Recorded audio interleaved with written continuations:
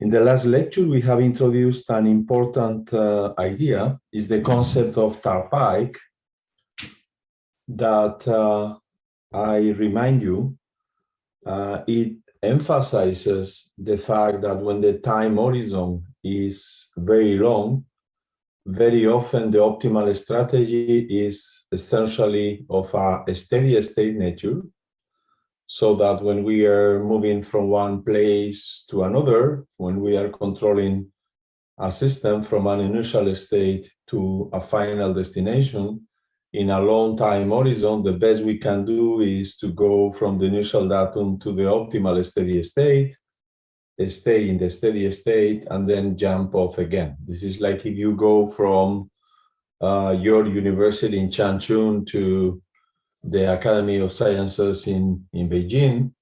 Probably what you will do is to take the fast train that will take 2 or 3 hours, and then the control will be moving from your office to the train station in Changchun, right? So there is an initial arc which is active. This is what we highlighting here, right? There is an initial arc in which the control system has to be very active to get into a short time into the steady control will be the fast train where you will sit for 3 hours, right? The train will drive you close to the final destination, not exactly to the final destination, because you will arrive to Beijing train station and then you will jump, right? And this was the key observations we made, and that, in practical applications, what means is that if you are working in long time intervals, rather than computing the control in the whole long time interval, which will be very expensive, right? Because you remember, in order to control an optimal control, applying a gradient descent algorithm, we have to implement a, numerical methodology that was iterative, right? In which we first solve the adjoint equation, take the control that the adjoint equation gives, plug it into the state equation, then solve the forward state equation, check the terminal condition, right? Compute the residual, meaning the distance of the solution to the target that you want to minimize or to make it zero. And with this residual, adjust the solution of the adjoint equation and then solve the backwards adjoint equation to then plug it again into the forward equation and so on. Therefore, you are solving in each step of the gradient iteration the adjoint equation and the state equation fully, right, in the whole time horizon. When the time horizon is very long, this will be computationally very expensive. And in particular, right, it will lead to, errors that are substantial, right, because of the fact that numerical algorithms converge, but you have, after all, an estimate of Gromval type on the convergence of the numerical scheme, which grows when the time interval is very long, and that will oblige you in long time horizons to take the time step to be extremely narrow. But if the time horizon is long, and in the time step in the numerical algorithm is very, very narrow, then the cost of solving each of these equations, the adjoint forward, backward, and the state forward, will have a very substantial computational cost. In practice, this could be even impossible for, say, large dimensional control systems appearing in application. This is why the philosophy that emerges out of this Turnpike principle is that before, rather than controlling the system actively in a time-dependent manner, you first compute the steady state optimal control in which the time has been chopped off, right? You implement this steady optimal control in most of the time interval, and then you simply solve 2 short time, right, controllability problems, right, in the beginning and in the end, just to make sure that you are linking the initial state to, right, the steady state, and then eventually the steady state into the final target. Okay, so this is the Turnpike philosophy that emerges out of this analysis. Of course, this only makes sense when time, right, is very long, because as I said, when time is very short, you need to act in a very singular manner, with either very large or oscillatory controls, or with direct delta controls, impulsional controls, but there is no room, right? There is no room to take this such Turnpike path, okay? But oftentimes in applications, as I said, the time that we are given is long, right? Is long for the process under consideration. And therefore, right, this Turnpike strategy is the one that is the most convenient one, okay? Now, when are these controls obtained through the Turnpike principle optimal? The important remark we made was that these controls are typically optimal when you consider, controls that are both optimal in the sense that they are of a small norm, but also the whole trajectory is penalized, right? And as I said, in principle, you could say that the whole trajectory is not penalized, because you say, okay, I wanted to go from Changchun to Beijing, from my university, Jilin, to the Academy of Sciences, right? And I wanted to minimize time and maybe the money spent, right? Okay, so then you take, the metro, go to the train station, you take the fast train, and then you get again to the train station or to the metro, to the subway to go to the academy, right? So you don't take airplanes or taxis that maybe they are more expensive and not much faster. Yes, then you say, in principle, I am not penalizing the trajectory, but implicitly you are also looking for a comfortable solution, right? So that during the path you could, you could read your computer, your iPad, and then maybe prepare some classes or correct a paper. In that case, you are also penalizing the state, in the sense that you don't want this trajectory to be too unstable, too oscillatory, that will make, making the trip uncomfortable. So the Turnpike principle arises, as I said, as soon as you penalize on the control strategy both the state and the control, okay? And then we have explained how this can be applied systematically. So if you are dealing with a time-dependent problem, doesn't really matter whether this is a steady state, finite-dimensional, infinite-dimensional, linear, or nonlinear. The strategy was, as I said, replace the time evolution problem by the steady state one, solve the steady state problem numerically, which is much easier to be done, and then, glue the steady trajectory with the time-dependent one in this way. As I said, when you are dealing with nonlinear control problems, the steady state optimal control problem is not necessarily convex anymore. It could be that rather than getting to the global minimum of the steady state problem, you get to some local minimum. You can still apply the same strategy, right? So if you give me a local minimum for the nonlinear steady state problem, I can adopt this steady control, right? During the, most of the time interval. And then again, complete the time-dependent control by moving first from the initial datum to this steady configuration, and then finally from this steady configuration to the final one, right? This is again the Turnpike principle, right?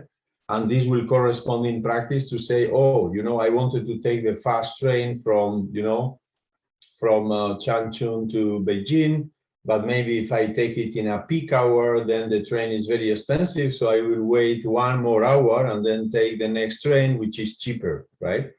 Then maybe you will need 1 more hour because there will be a waiting time of 1 hour, but you will pay cheaper. This will be the Turnpike, quasi-optimum, not the optimum, but quasi-optimum. Meaning that, you know, in practical applications, the Turnpike principle can not only be applied to the optimal strategy, control strategy, but also to many variants of them, always under the same, say, methodology. First, solve the steady problem, and then act on a dynamical manner to get into this optimal steady and then exit from it. Okay? Of course, you see, in this context, you have to pay attention, as I said, to, you know, the numerical schemes you are employing, right? If you really want to work on a long time horizon, you have to make sure that your numerical schemes are not only convergent from the perspective of the classical numerical analysis, but they are able to capture the dynamics of the system in long time, right? And there is plenty of literature on this, right? In the context of Hamiltonian system, there is a full theory for, say, geometric or symplectic integrators that is very well illustrated in these slides that our former PhD student, Aurora Marica, now working in Bucharest, produced, right? That indicates what's going on, right? So if you take a nonlinear pendulum in which you can draw the, you know, the phase plane analysis, right? And draw the trajectories. In particular, you will find this, say, red periodic trajectory, right, when the amplitude is not too large. Then you can use various numerical schemes, and the result might differ significantly, right? So, for instance, if you will use Euler explicit, right, starting from the initial configuration, you will follow the blue line. You know, according to the classical numerical scheme, this blue line will converge, right, in a finite time. But when the time is long, right, because the delta t you have chosen was small, but is not going to zero, it's fixed in the numerical application, this solution will develop a divergent behavior in which the blue line, as you see, goes to infinity. So you see that if you simply apply Euler explicit for, you know, the solution, numerical solution of this periodic pendulum problem, rather than capturing a periodic solution, which is the red one, the true solution, you will, you know, initially you will match this oscillatory behavior, but eventually little by little you diverge. And of course, if you will use this blue trajectory as an approximation of the solution in a long time interval, this will fail. Well, this is indeed related to the fact that there is not enough numerical dissipation on the explicit Euler scheme. You could then move to implicit Euler, which is much more dissipative. But then you see that implicit Euler is too much dissipative. Now, by the contrary, right, again, the blue numerical trajectory oscillates, but now this time, rather than divergence to infinity, it converges to zero, which is not good either, because the true solution, the red solution, is purely periodic, right? And then, you know, there are numerical schemes that are indeed geometric or symplectic that are able to capture this periodicity. So you see, whenever you will working with control problems in long time horizons, is not only, you know, you have not only to think on, you know, the control theoretical aspects, including the Turnpike principle, but you better also, right, employ numerical algorithms that are, you know, consistent with the numerical scheme with the original dynamics, in the sense that they can reproduce it also in long time intervals. Okay, so we have written a number of articles on the Turnpike with different applications. You have this slide in your among the documents of the course, so I will jump on. And now I will try to explain what is the link with deep learning. So in principle, again, this was like a control theoretical discussion, a concept that was coined by von Neumann long ago in the theory of economics, and that we have rediscovered in the context of control, which explains why in many applications, you know, the control, the design is done in an, say, a steady state fashion. Now, what is the link with the theory of deep learning, machine learning, supervised learning, right? Data science, data classification. Well, we have seen this classical result by Sivenko saying there is density. This density can be achieved by superposition of sigmoids that can be either smooth or the ReLU. We have worked especially with the ReLU, which is simpler to understand in the sense that, you know, is totally zero, completely zero to the left, and only active, linearly active in a simple manner to the right. And we have identified this Sivenko universal approximation result, or we have related Sivenko's universal approximation result with the fact that, in fact, it is true, you know, any function can be approximated by piecewise constant functions. And of course, making, you know, combinations of such ReLUs, either by sigmoids, either this one to the left or that one to the right, you can build, say, discrete approximations of these functions in the same manner. So, for instance, it would not hard to see that if you proceed to perform such a combination of sigmoids, in the case where the sigmoid is the ReLU, right, you will get approximations of functions that are, say, piecewise linear, right?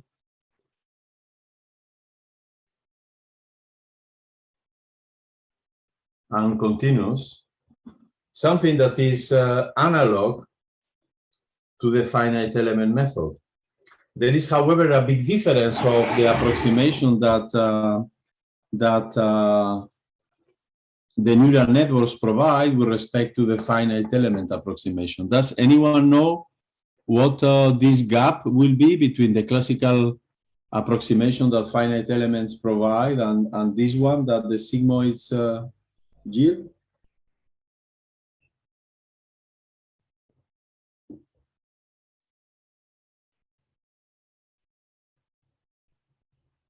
Well, you see, the main difference is that in the context of finite element approximations, the grid is fixed.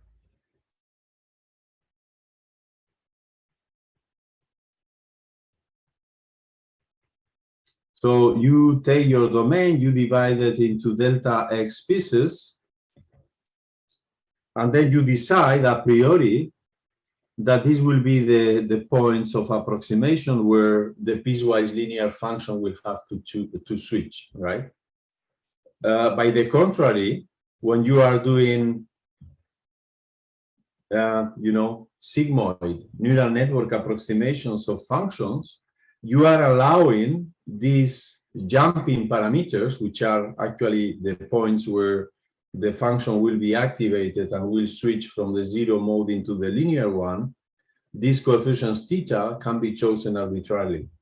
So, of course, then, in some sense, by doing, you know, neural networks, you are considering many of the possible realizations of the finite elements method simultaneously, because as I have drawn here, right, the delta X is adapted optimally to the approximation of the function under consideration. So you see that here we have a large delta X, so here I have a narrower one, here I have an even larger one, and so on, right? So in some sense, you know, the neural network approximation is similar to the finite element approximation on a free grid, right? A grid that you can choose freely. Okay, very good. Anyhow, all these being, you know, classical in approximation theory, the fact that, you know, the grid can be adapted to the function is related to, you know, the classical, say, dichotomy between linear and nonlinear approximation theory.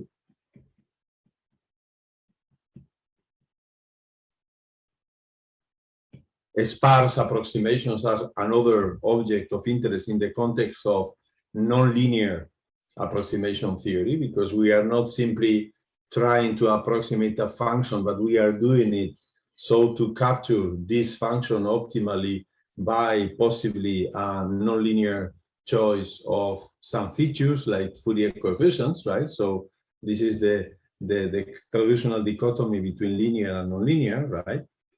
And so the neural network approximation is the same, fine. But I don't see the Turnpike here. Here there is no time. It's just approximation of functions.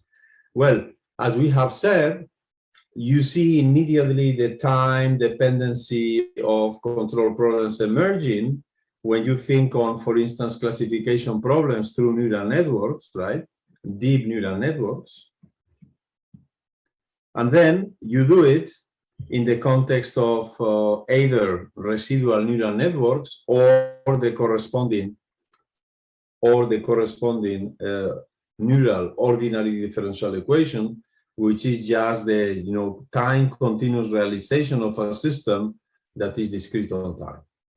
So as we have seen in the past lectures, in these neural differential equations of ResNet, we have fantastic possibilities because the fact that the nonlinearity is 0 to one side and active to the other allows us to control the dynamical system the same way as we solve the Rubik cube, right? Moving some faces while most of the others are frozen.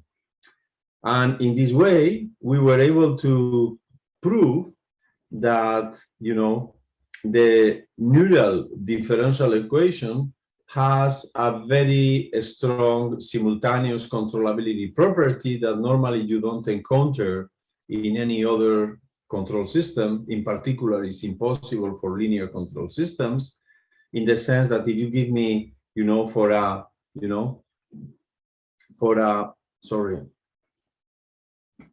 neural differential equation in dimension, right, G, you give me n different initial data and n different final targets, and I was able to find the same control that was able to drive one to the corresponding destination, each of them to the corresponding destination simultaneously.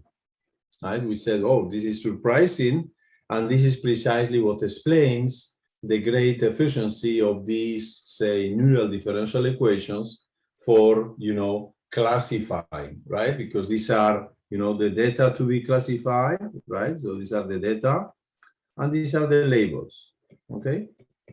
Or the classes to which each data belongs to.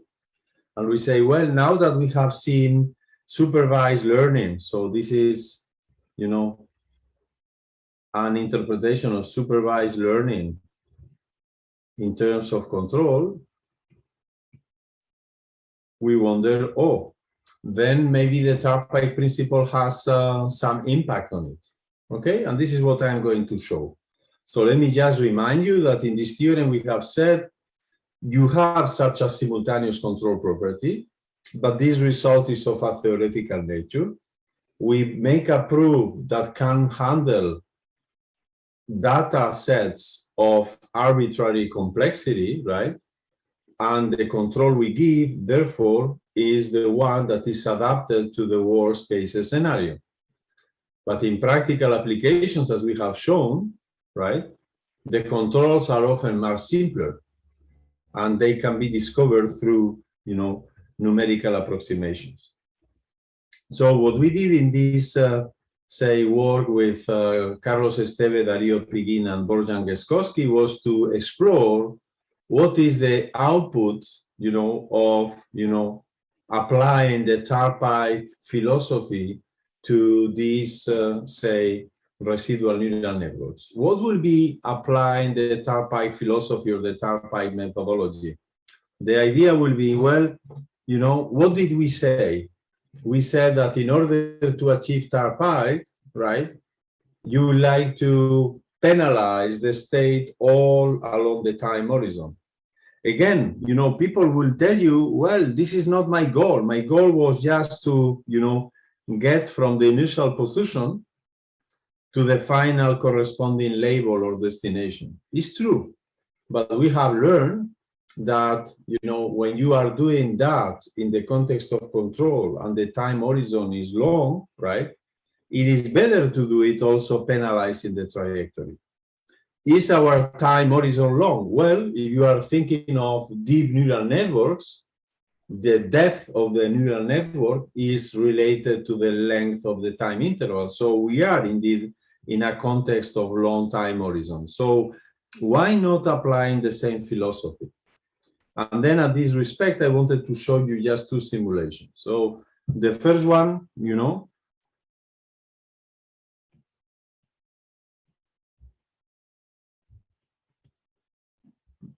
sorry.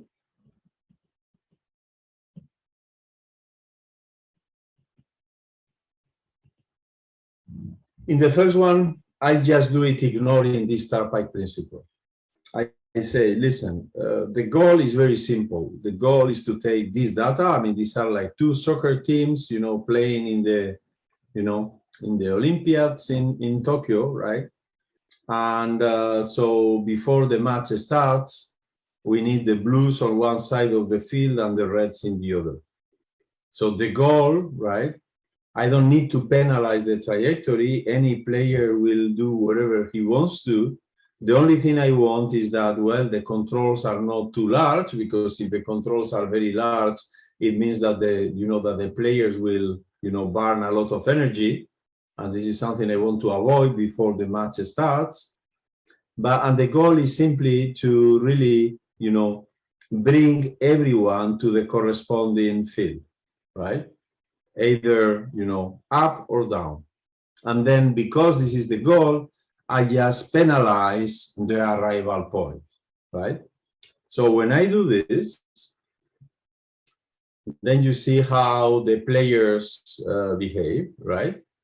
And you see the final result. Of course, there are some small errors, as usual, due to the fact that here I am not doing computationally the exact control. I'm just doing the optimal control strategy, right? So if I would like, you know, this to be 100% successful and these two reds to go to the right side, I will need to probably relax a little bit this parameter alpha, make it a bit smaller, right? So I will have to, you know, take, say, alpha to decrease, so to improve classification.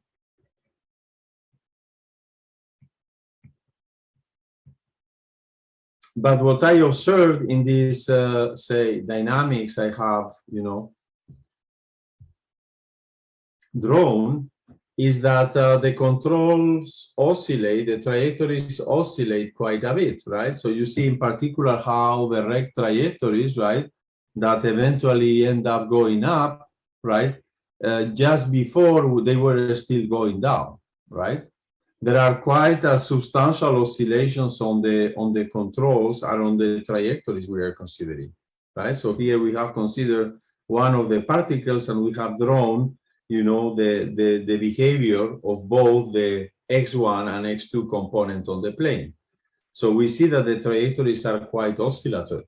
So this makes us think on the phenomena we observe for both wave equations and heat equations, in which the controls being computed so to be minimal, of minimal norm, they didn't pay too much attention to the trajectory, producing highly oscillatory behaviors, right?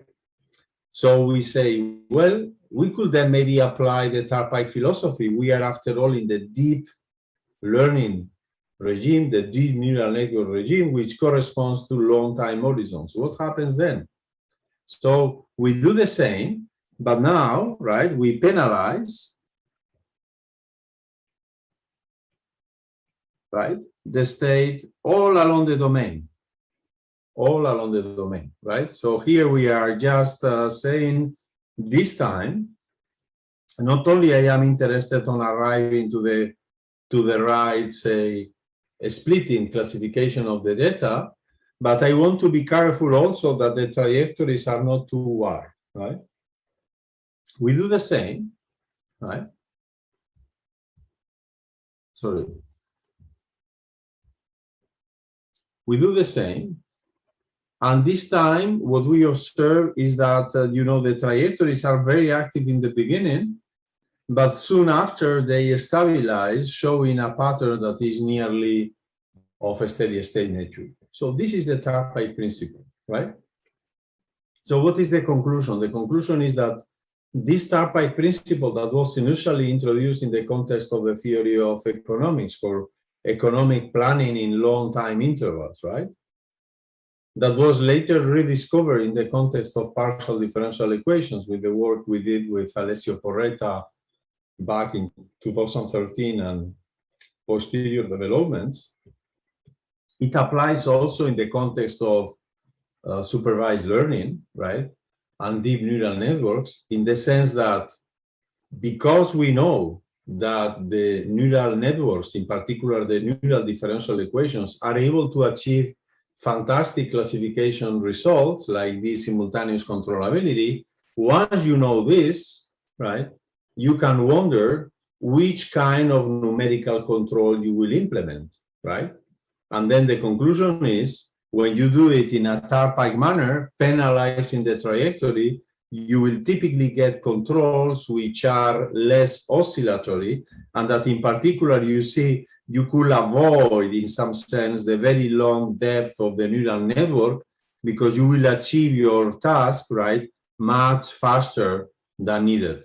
While, you know, in the previous strategy, right, the naive strategy in which you just penalize the arrival point, then the neural network will behave as expected. If you give me a very large depth, then the neural network will saturate the working time and make it as long as you know, is allowed, producing very substantial, non-necessary oscillations in the intermediate point, right? Okay, so this is the Turnpike philosophy applied in the context of neural network. So what you see in this last comment is something I would like to now elaborate when talking about numerics of wave process control with potential applications in acoustic, electromagnetic, you know, elasticity waves, is that you have to somehow separate well the theory from the numerics. It's important to understand the theory, right? So it's important to know that, you know, in a long time horizon, you might have Turnpike control, that the Turnpike principle might depend on the, you know, on the cost functional you are penalizing for controlling. And then when you are dealing with the numerical application, you have to somehow project all this knowledge into the application you have in mind to provide the most, say, practical and useful, say, numerical solution, right? Let me get into this.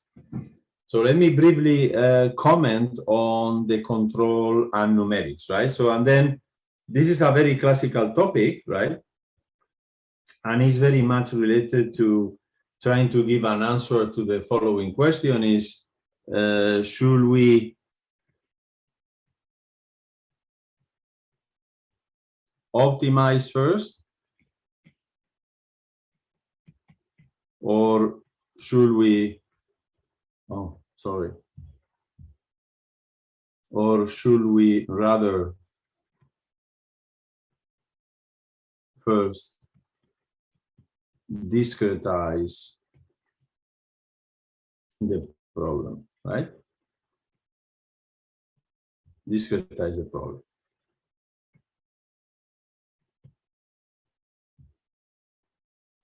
In other words, is it the same to do control first and then numerics, or, you know, doing first numerics and then control? Well, the conclusion of this lecture will be, if you do it well, of course, it's the same, right? But if you ignore some of the features we are discussing here, like possibly the infinite dimensional nature of the problem, or for instance, the Turnpike principle, you will get different results, and in some cases, you could get to actually wrong or suboptimal results, okay? So this is what I am going to, you know, to present here.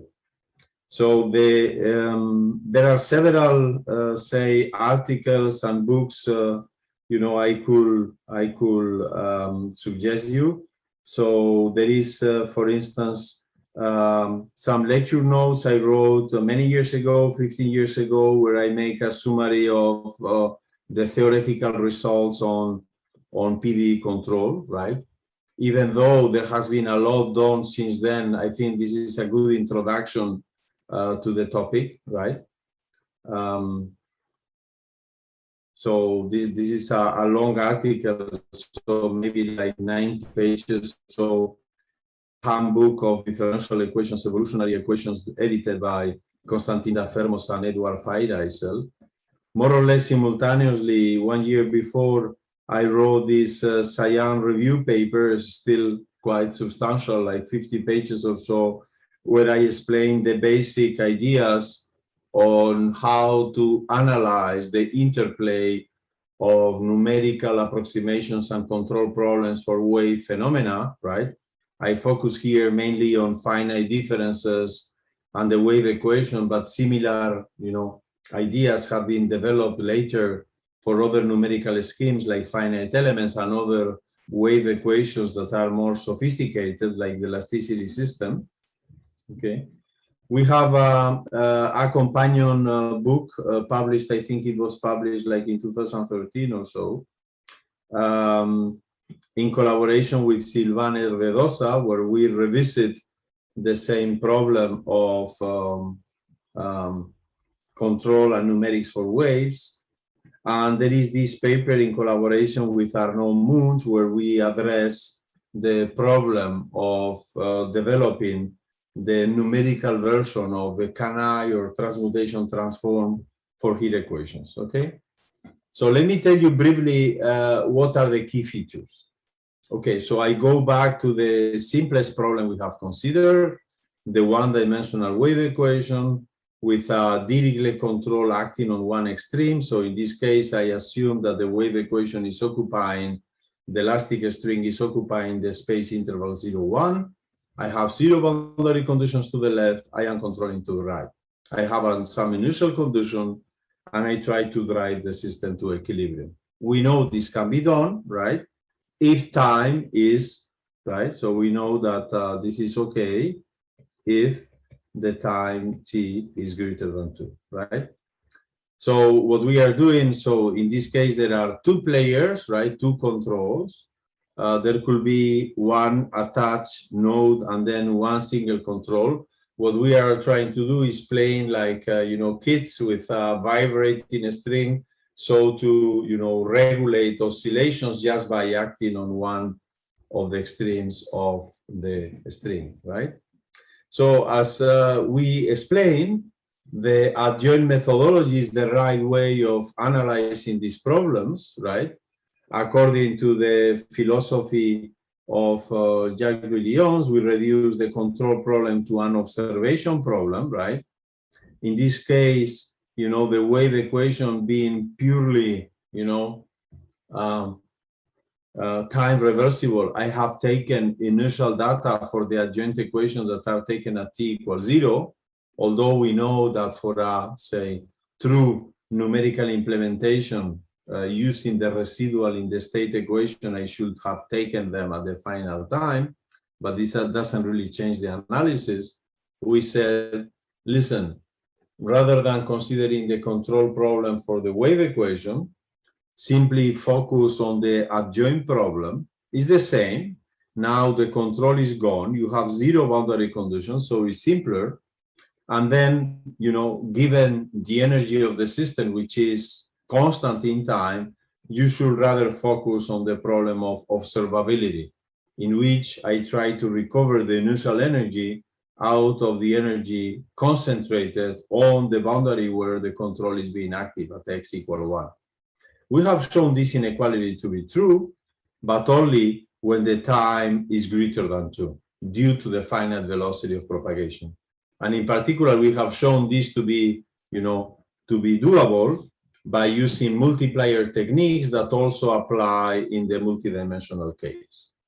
And once this was done, this was the key methodology of the Hilbert uniqueness method introduced by Lyons, right? So you can find that in his Cyan review paper of 88, right? and the numerics of that is what I do in the Siam review paper of 2005. What we say is, listen, the control for the wave equation is just achieved as the normal derivative of the adjoint for the minimizer of this functional. And then the only difficulty when minimizing this functional, which is continuous, convex, and coercive in the Hilbert space of the energy solutions of the wave equation, of the adjoint wave equation, is precisely to show the coercivity, which is precisely the observability inequality. And that's it, right? Now the question comes, okay, so this is very nice theoretically, but then you are called by some company, you know, in the perimeter of your university, and they tell you, okay, so could you please do some numerical simulations for us? Could you please provide a numerical toolbox that will be able to solve precisely, properly, the control problem that we have found on whatever application, some acoustic reduction problem, noise reduction problem, controlling some flexible structure, any other application you might have in mind for wave processes. Then, well, this is the functional. You know that the true control can be achieved by the minimization of this functional, but you have to make this to be numeric, right? And then you say, well, that doesn't seem to be very difficult. So if I have to make this numeric, then I will apply a gradient descent method. So it can be the steepest gradient descent or any variant, you know, multi-step, conjugate gradient, stochastic gradient, the one you like, but it will be, you know, a gradient descent. Yes, but if you apply a gradient descent, then in each step,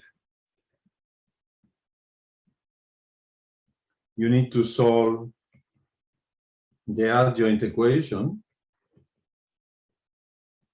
but you need also to solve the state equation. Okay, and then for doing this, you will need to introduce some discretization in space and also some discretization on time. So you see, you end up with, say, essentially two different scale parameters, right? One is the mesh size that has to go to 0, because when you want to really approximate the PDE behavior, you have to take meshes for the numerical approximation that are finer and finer and finer, and the number of iterations that will be large. So you see, and this is, in analysis, these problems are always delicate. You have one parameter going to 0, and the other parameter going to infinity, right? So can I take them independently, one going to 0, the other one going to infinity? Or should I compare one in the other and the other in a way that the output is reasonable, right? This is what we did with Silvaner Bedoza back in 2011, right? We said, listen, if you apply this methodology, right, and small h is the mesh size, let me be generic at this point. So it could be the mesh size both in space and time. So small h is, you know, the scale that is going down to 0 and which represents the fact that your partial differential equation is being replaced by a numerical algorithm with mesh h. So you are moving from continuous to discrete theory, right? From PDE to finite-dimensional theory. Of course, for instance, if you are on the wave equation in 1D, right? We have h for space, h for time. So the complete size of the linear finite-dimensional system will be 1 over h squared. If we were in dimension 2, this would have been H for the discretization in the space variable x1, H in the space variable x2, and H in the time variable, right, t, from 0 to capital T. So you will be on a cube now, and then the size of the system will be 1 over H cube, right? So H is the mesh size, and the inverse of H is related to the size of the finite dimensional system you are controlling. What we did in our analysis, a very careful implementation of a gradient descent algorithm, and we said, okay, so if H is given, you should not do more iterations than the logarithm of H. This is what our analysis said. So we were surprised in the beginning. We say, well, I mean, in principle, the gradient descent algorithm, right? I would like to do many, many, many iterations, because it's when doing many, many, many iterations that, you know, the numerical algorithm is well behaved, right? Typically, when you are, you know, approximating one functional. Yes, but be careful, because here, when you replace J, the continuous functional, by the numerical discretization, you are not dealing only with one single functional, but this functional, because H has to go to 0, is also moving. So what we said is that the best you can achieve is that, you know, H goes to 0, and you apply simultaneously a gradient descent algorithm, but never, right, beyond the number of iterations that is related to the logarithm of H, right? And in that case, you can get a convergence order, which is nearly the one, right? H to the power theta. Theta is here, the numerical approximation order of the numerical scheme. This will give you a nearly optimal approximation rate, right? Because of course, you know, if the numerical scheme converges with rate H, right, you don't expect to get the control better approximated than H to the power theta, and we have here only a logarithmic loss, right? And what is really interesting in this analysis is that when you really do more carefully the numerical plot of how solutions and functionals behave, you indeed see this phenomena, is that, you know, you really need to take K, the number of iterations here, right? You really need to take K, the number of iterations, to be relatively small. It's of the order of the logarithm of H. You see, we are not, you know, making many, many iterations. Why? Because the minimizer of the discrete functional is achieved rather fast. So if you will say, no, no, no, but I have a very powerful computer, right? I will not make, you know, the number of iterations, I will not stop that early. I will keep, you know, my computer working, for instance, up to the order of 1 over H.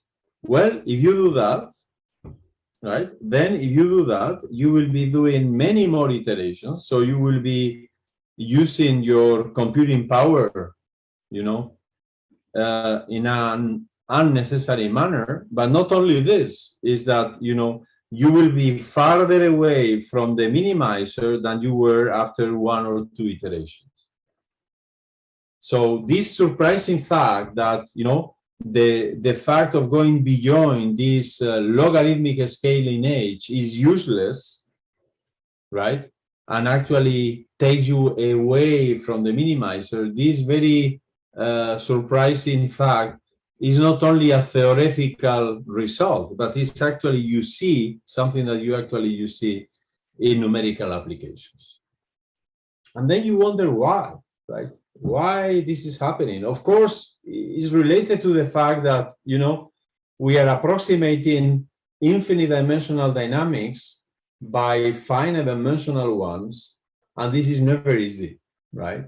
Okay, so we can argue that numerical analysis does the job, yes, but it does the job with some limitations, right? And in order to really understand what the limitations are, right, you have to really do the analysis of the actual numerical convergence of the numerical scheme. This is why, you know, when you are doing really applications of, control, optimization, optimal design, inverse problem, theoretical tools to real applications dealing with wave phenomena, you better take into account these ideas.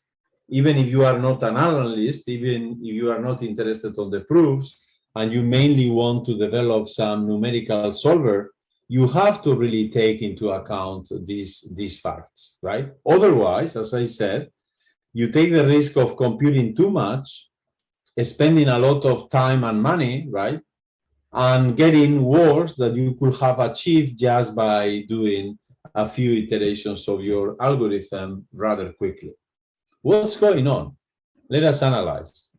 So you see, in order to analyze it, let me consider the simplest, say, possible numerical realization of a wave phenomena, which is just the finite difference discretization of the adjoint one-dimensional wave equation. So I take a finite element mesh, and I replace the second order derivative of phi in x by the finite difference scheme. So what are we doing? We are taking a finite mesh, right? Occupying the interval 0, 1, uniformly with mesh size equal to a small x, right? So the first node is x0, in which, we are at 0, and we have also a Dirichlet boundary condition. The last node is xn plus 1, which is at the second right extreme x equal 1, right? And it's also fixed according to the Dirichlet boundary condition.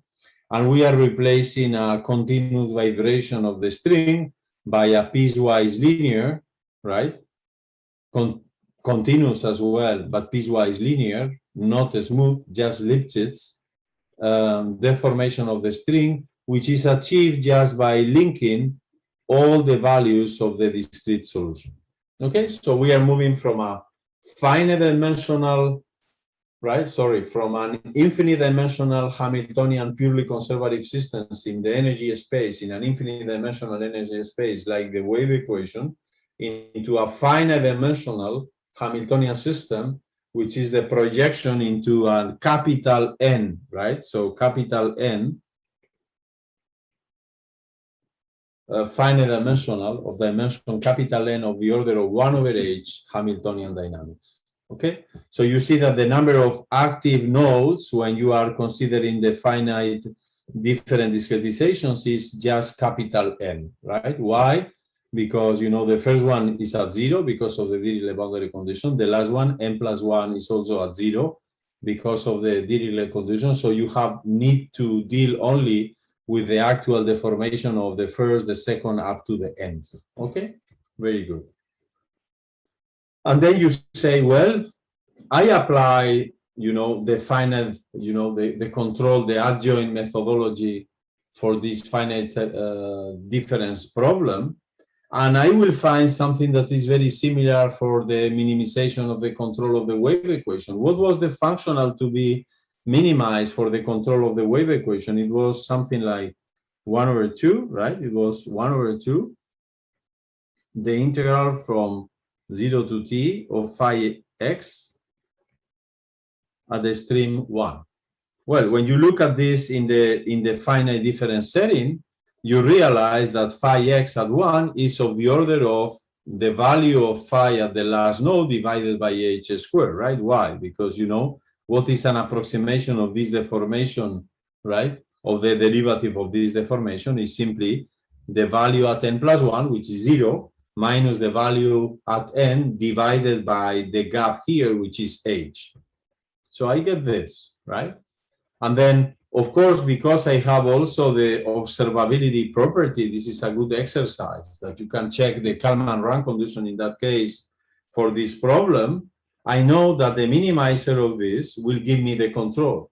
And what will be the minimizer of that? It will take this form, well, which is precisely, the analog of what I have at the continuous level, in which, the control is given by, right, the normal derivative of the minimizer. Again, this is just a replacement of the normal derivative of the minimizer, because what is the normal derivative at the discrete level, as I said, is this value, which is 0, minus this value, which is phi, the solution of the adjoint system at the node n divided by h, which is what I have written here. Okay, so then we say, fine, assume we just want to do this. We said, I understood Kalman. I understood that both Kalman and PDE control theory match together through this adjoint methodology when minimizing the correct functionals, right? So let me just do it numerically, okay? So then, okay, as you do numerically, normally to do numerical tests for, say, numerical methods that you have produced before a priori, okay? What you do is you say, okay, I will produce a numerical experiment, right? In which I know a priori what the answer is, and then I will ask you to test your numerical algorithm. So I'm building a benchmark problem, okay? So I build a benchmark problem, and then I use this benchmark problem in order to test ideas that people are bringing me and you know, codes for numerical control, right? Then I take the space interval 0, 1. I take the time 4. 4 is twice 2, so it's more than enough. So this is a controllable problem, right? And I take for the wave equation this initial datum, which is in L2, which is a piecewise constant function. Of course, as you know, when you take piecewise constant function, right, the Fourier transform decays like the Shannon sinc function is like 1 over x at infinity, right, or 1 over c at infinity. So this is a function that non-being smooth, you know, the high frequencies are rather, you know, important. And then, so this is the initial datum.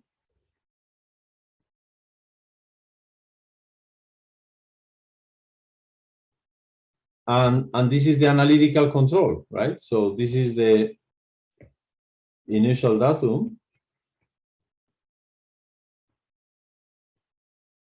And this is the analytical control. So you see the analytical control is quite interesting, right? Because it really looks like the initial datum. So you see here an initial datum compressed because here the time scale is 4, right? So this interval should be 4 times longer than this one, right? So there is a change of scale here from x from 1 to 0 to 1 to time from 0 to 4. So I have a copy of the initial datum, a reverse copy, reflected copy of the initial datum again, and the reflected copy again. So what I'm doing? Well, I'm simply, you know, this is like in the Olympics, right? The swimmers in the Olympics, right? I'm in time interval 4, you know, the swimmers have the possibility of, you know, crossing the swimming pool 4 times. So I'm using the possibility that I can control in 4, you know, in 4 tours, in 4 crossings. So, you know, the minimal, you know, norm control, it distributes the load, right, during the 4 time interval. Remember that here I'm just thinking on controls of minimal norm. So I am ignoring the Turnpike principle. I just say, I want to do it with a minimal norm control. Then I will distribute my load in the 4 time interval equally. And then in every segment, I will have to, you know, I will try to diminish, you know, the energy by 25%, right? So that in the end, all the waves disappear, right? And then in every time interval, I will apply an anti-wave to the corresponding wave. There is a switching. Why is that? Well, because as you know, for the Dirichlet boundary condition, when I say that waves, when getting to the boundary, they bounce back, this is true, but because of the Dirichlet boundary condition, they do like the swimmers, right? They rotate. So meaning that waves that income being positive, they outcome being negative, and vice versa. And it's because of this that this perfect game of controlling the waves in the space, in the swimming pool of length 1, in a time horizon of length 4, produces this analytical pattern. This is the optimal control, right? And You can justify and compute that analytically in this case because everything is perfect. You can apply the D'Alembert formula. You can use Fourier series. This is an analytical computation. There is no numerics here. This is the true analytical solution, right? So this is the true analytical control, right? And then I have produced a benchmark problem, right? A benchmark problem is one of those in which the analytical solution is known. So this is fantastic for numerical analysis because when different people come with different numerical results telling you that, you know, theirs is better, is faster, is higher order, and so on, you can make it very easy. So you give the same problem to the different groups, you give them the same computational time, and you see who does better. Okay? So this is what we did. Okay, so I personally adopted the point of view I just described. I said, okay, fine. Because I know all this adjoint methodology, minimizing the functional J and so on. Okay? So I take, you know, the finite difference approximation of the wave equation with 20 nodes. I consider the corresponding, say, JH functional, where H now is of the order of 1/20. So I am replacing the one-dimensional string equation by 20 nodes. And I get this numerical approximation of the piecewise constant control. Well, it's not so bad. You see, this is the true control. And this is what I get just with 20 nodes. So I will say I'm very happy. You know, my numerical algorithm does very well. Now, if I talk to the person that is doing the quality control of the numerical algorithms, you know, in this company that has, you know, is interested in using this for manufacturing some, you know, new material, new structure, you know, they have really to guarantee that this is behaving well, you know, think that you are building, you know, constructing buildings on a seismically active land, right? So you have to guarantee that these buildings will, you know, resist even when, you know, they are submitted to high frequency, high amplitude seismic waves. I say, well, 20 nodes is not so much. Could you please try your simulation with, say, 40 nodes? I will say, well, listen, I don't know why you want to try with 40 nodes. I did it with 20 and I get very nice results. So with 40, it should be better.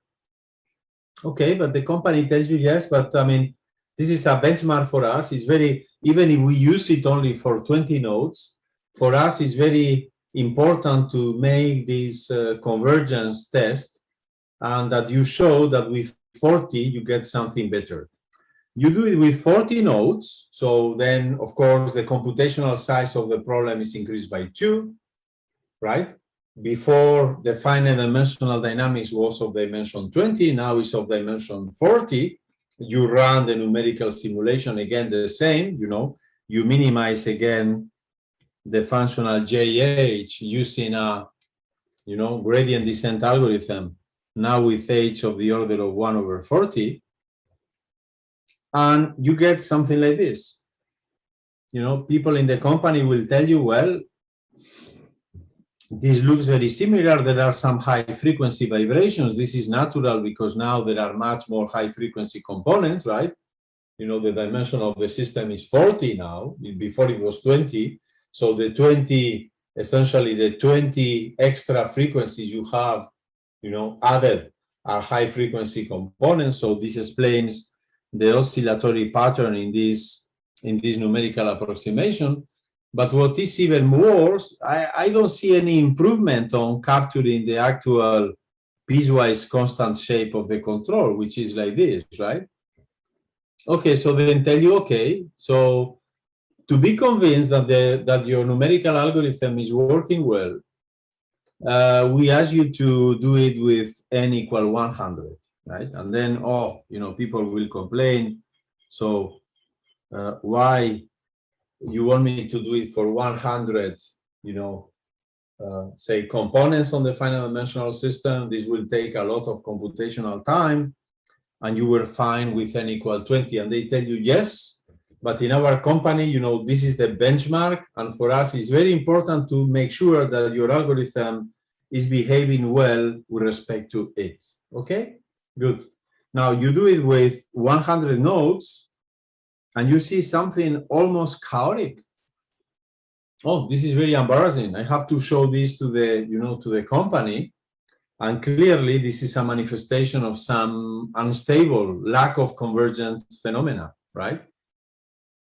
And then they tell you, okay, so final test. So maybe this was some kind of transitory instability. Maybe there is something, you know, a small error somewhere in the code that we can cope later. Let us do the final test. The final test is one with 160 nodes. And this is when you see something that is total chaos. Conclusion, you know, the company will never buy this numerical software. What was the problem? The problem was that I was ignoring the warning in this paper, right? The fact that, you know, indeed, given age,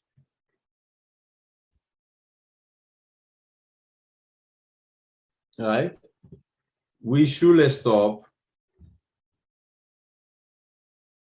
at k of the order of log of h. While in this, you know, because after this, you know, this is of the order of log of h. After this, right, range of iterations, all the rest of the computational simulations is being wasted. Is not only that it doesn't help, but actually, as shown in these numerical simulations, is getting worse and worse and worse. Why is that?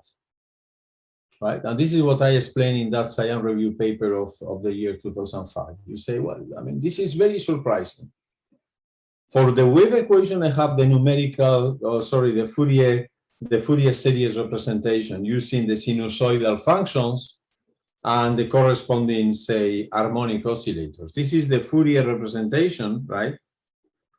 Fourier for the one-dimensional wave equation.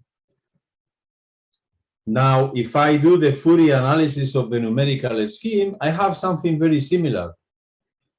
Well, of course, I have to do, you know, compute the spectrum of the finite difference approximation of the Laplacian and its eigenvalues. But this is something very classical, it's well known. I mean, you can find it even in the book of Isaacson Keller, right? The introduction to numerical analysis in the 60s. So the eigenvalues, these are, I mean, the finite difference approximation of the Laplacian is a Toplich matrix. So it's just 2 on the diagonal minus 1 in the upper and lower diagonal, 0 elsewhere, and then divided by h squared. This is a very nice Toplich matrix for which the spectrum can be computed explicitly and is given by this trigonometric expression. Of course, this trigonometric expression is consistent with the convergence towards the Laplacian, right? Why? Because if I fix k, say k equal 25, and you let h go to 0, this converges to k squared pi squared, which is really the eigenvalue of the Laplacian. So you see the convergence of the spectrum. And not only this, it turns out that the eigenfunctions for this Toplich matrix is just the restriction of the eigenfunctions of the Laplacian to the mesh points. So this is an ideal case. So the numerical analysis will never be any better, right? Because this is a situation where in the comparison between these two Fourier representations of the PDE solution and the numerical solution, the eigenvectors coincide with the eigenvalues. The time frequency is lambda. There is, of course, some gap due to the numerics, but there is also convergence. Capital N is of the order of 1 over h. You know, it goes towards infinity when h goes to 0. So this series really has the tendency to collapse into the Fourier series. What's going on? Well, actually, what happens is that when you draw, this numerical spectrum with respect to the continuous spectrum, in particular, when you draw the square root of the eigenvalues, which are the ones entering in the Fourier representation, what you find that for the continuous problem, of course, you have, right, that the eigenvalues, the square root of the eigenvalues evolve along a line, right, because they are simply k pi, so the slope of the curve on which the blue continuous eigenvalues lies is a line, while in the case of the sinusoidal function, right, in the numerical discretization scheme, right, the trigonometric function has the tendency to get to the maximum at the high frequencies. Of course, this is unavoidable, right, in the sense that, well, you see, in numerical approximations, when you go to high frequency, the error cannot be that small as it is for low frequencies, right? So this is then the drawing of the spectrum for the discrete problem, okay? But we see something that is even more important, right? Is that, you see, here, the distance between one square root and the other is going to be always pi, right? Because the gap between k pi and the next k plus 1 pi will always be pi. While when we are doing it here at the numerical level, the gap will be much smaller, right? Because we are really approaching the maximum of the sinusoid. So here you see that the gap is always pi, while here the gap is a small h. What happens in this case then from a numerical perspective? You know, you are getting into a system where the different eigenvalues of the system are very hard to distinguish. Typically, this is a situation where the control will be very large, right? Why? Because you will have to be very careful. You will have to do a very careful surgery to really make sure that, you know, you are controlling the mode you wanted and not the one that is very close to it. And this is what produces this kind of brutal divergence of the numerical algorithm for control. What is the reason? The reason is that, you know, so this is a spurious numerical solution. Is that when you say that a numerical algorithm converges for the PDEs, what this statement about the convergence of numerical solutions says, in the sense of classical numerical analysis, is that all the PDE solutions can be reproduced by the numerical algorithm. But it doesn't tell you that the numerical algorithm does not produce many other artifacts that are not really behaved like the original partial differential equation model. And this is what happens. Actually, you take this very simple solution of the numerical algorithm, the discrete version of the infinite dimensional Hamiltonian of the wave equation. You take just the solution which is combining the last eigenvibrations corresponding to the last eigenvalues here, the last one and the previous one, with plus and minus one sign. And this is what you see. You see a vibration. You just plot in MATLAB this function, which is given explicitly because I know explicitly the value of the eigenvectors and the eigenvalues. So you plot this in MATLAB and you see a very nice oscillation. You say, oh, this looks very nice. Well, this looks nice, except that you see the periodicities of the order of 50. So I am producing solutions of the numerical wave equation, which are time periodic, with period of the order of capital N. 50 in this case. Well, you check closer, it will be even closer to 60 than it looks here. What does it mean? It means that, you know, the numerical algorithm is not only producing the solutions of the wave equation, but actually as soon as the slope, as soon as the slope of this diagram is getting away from the slope of the true diagram of the wave equation, the numerical algorithm is producing plenty of many other artificial, spurious, fake numerical solutions that do not behave like the wave equation. What happens then? Then this is what happens. Sorry. This is what happens, right? So why we were achieving this? Well, because we were controlling the discrete dynamics. We were controlling the discrete dynamics to zero. So I was doing many iterations for every value of the discrete parameter h, because I was controlling the discrete dynamics. But in the discrete dynamics, as we have seen, there are many numerical phantoms. And the more I decrease the mesh size, the longer the spectrum of the numerical approximation is, the more numerical spurious solutions are, and therefore the more the control that I'm doing on the boundary for controlling the discrete dynamics is getting crazy, oscillatory, and away from, right, the actual control. So what is the remedy? The remedy was introduced in a beautiful paper on the Journal of Computational Physics in 90, maybe, by Roland Glovansky from Houston, who said, you see, he got the right intuition. All this is occurring because of this, all these fake numerical approximations. So what you should do is you should use some, filtering mechanism.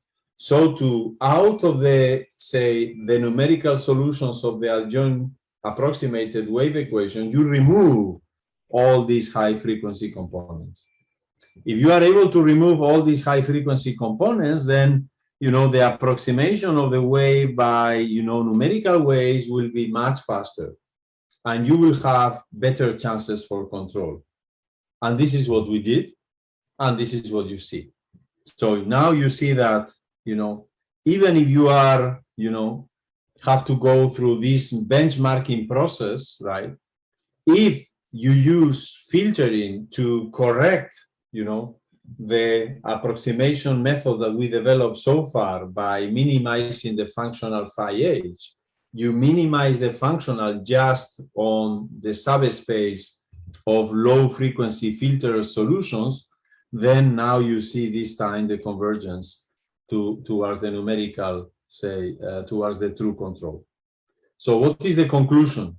The conclusion is that if you are doing numerics of control of waves, you have to be very careful, right?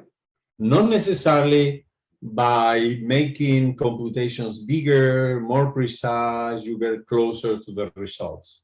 You have to really be careful about eliminating the high frequency spurious solutions.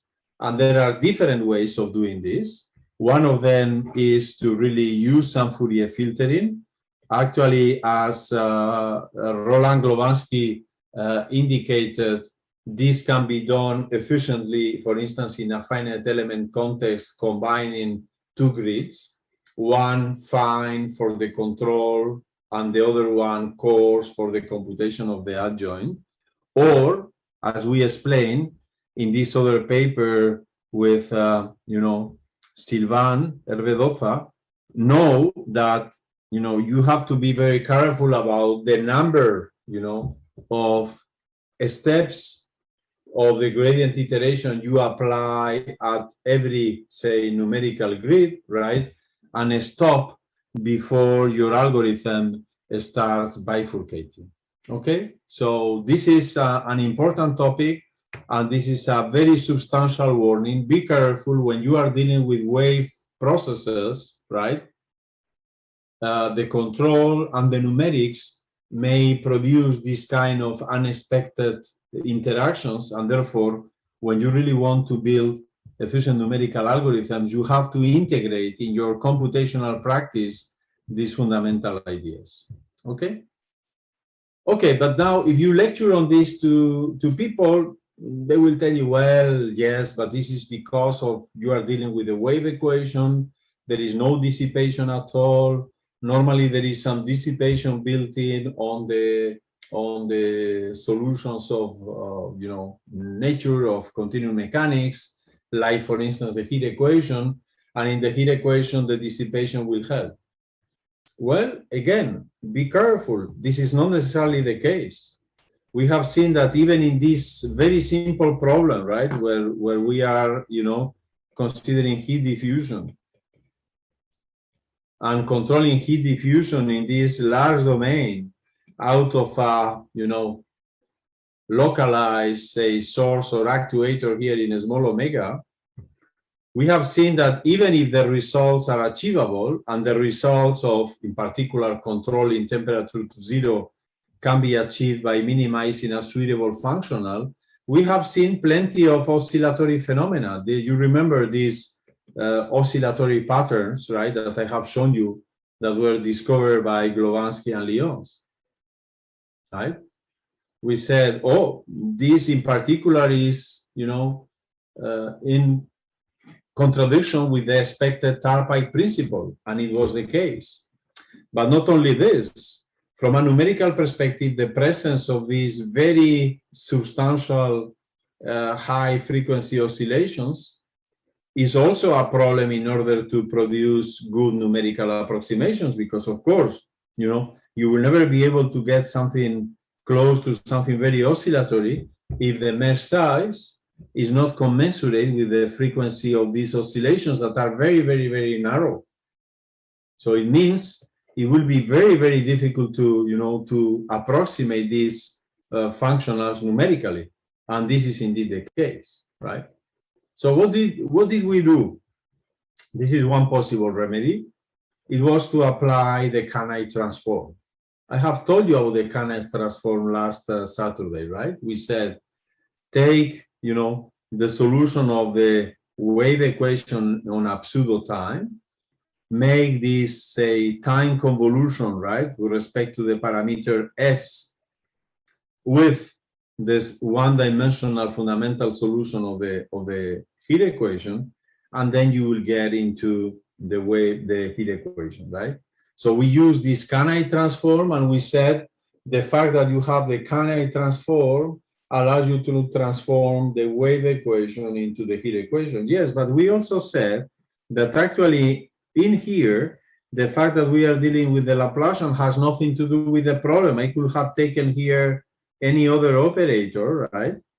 And I would have got here the corresponding operator. What does it mean? It means that I can do the same Kanai transform at the level, right, of the numerical approximation of the heat equation. And when I am doing this, then, the kind of controls I will get will be out of the control of the wave equation that is purely oscillatory.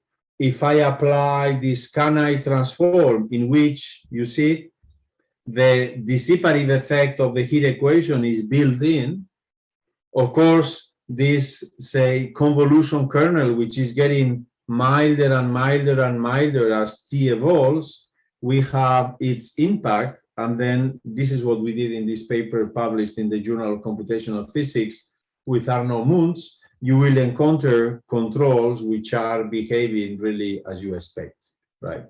So then again, warning, be careful, right?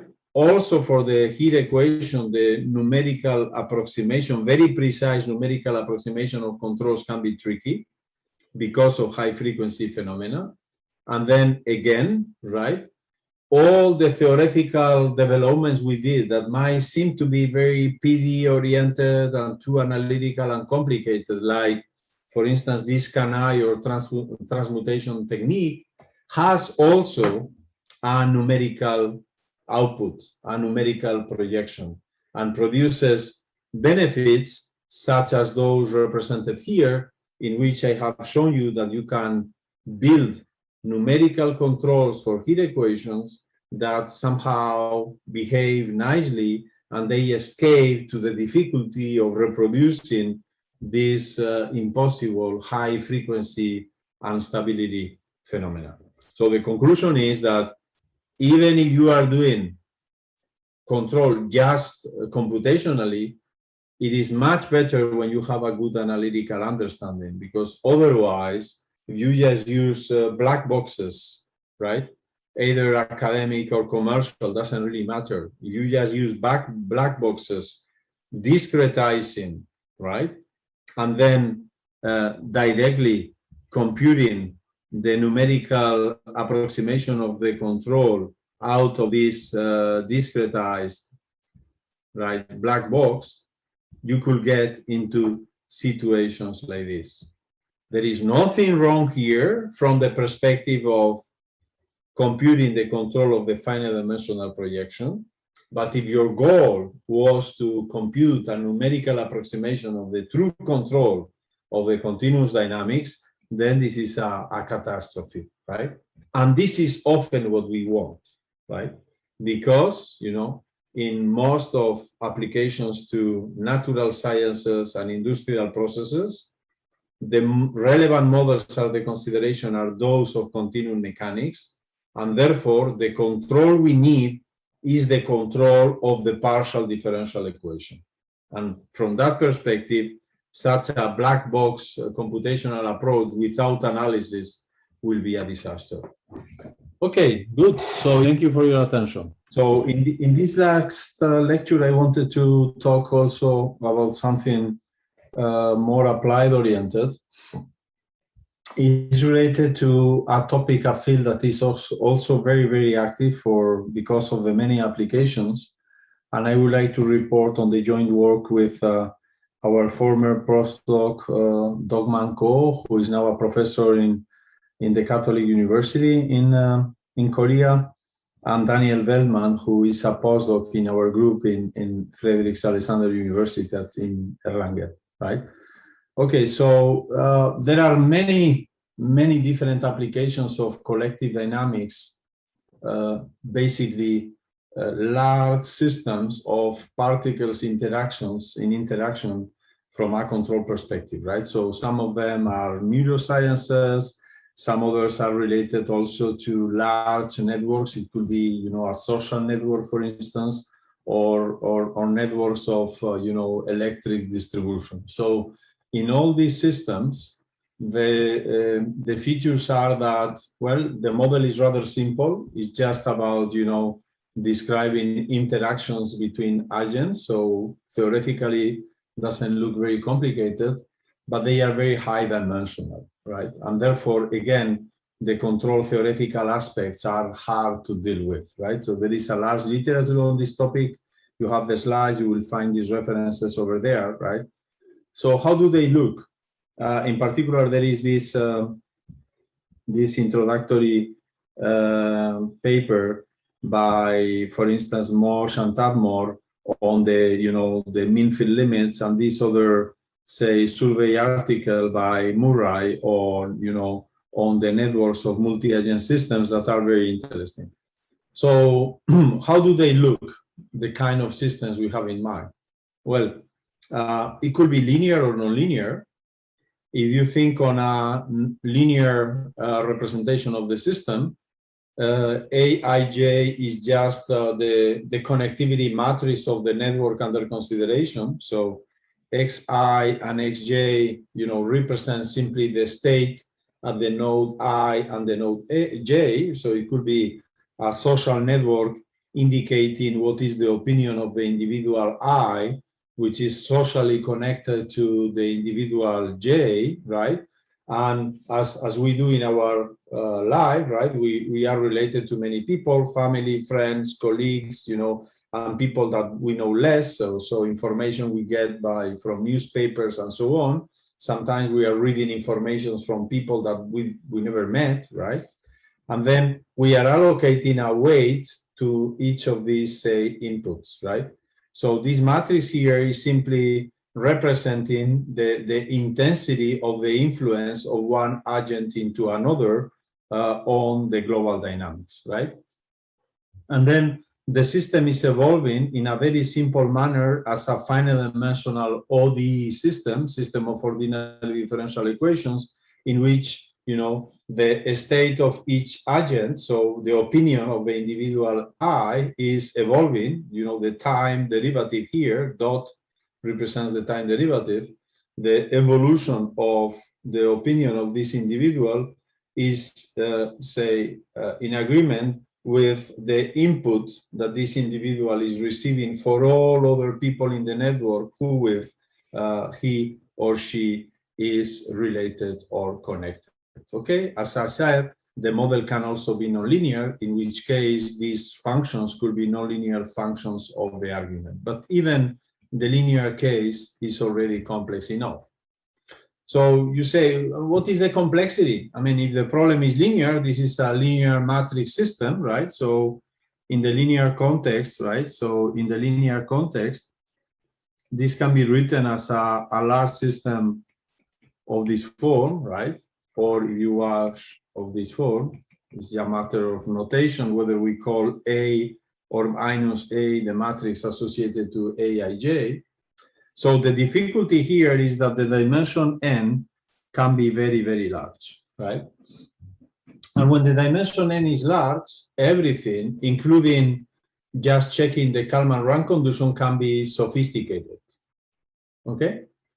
So this is why we need to carefully deal with these models, because even though the theory of the control of the system in principle is elementary and everything is reduced to the Kalman rank condition and the corresponding implementation through the adjoint methodology, in practice, this can be very hard to achieve numerically, right? So again, you see the same difficulty as in the lecture I have just presented about the numerical approximation of waves, right?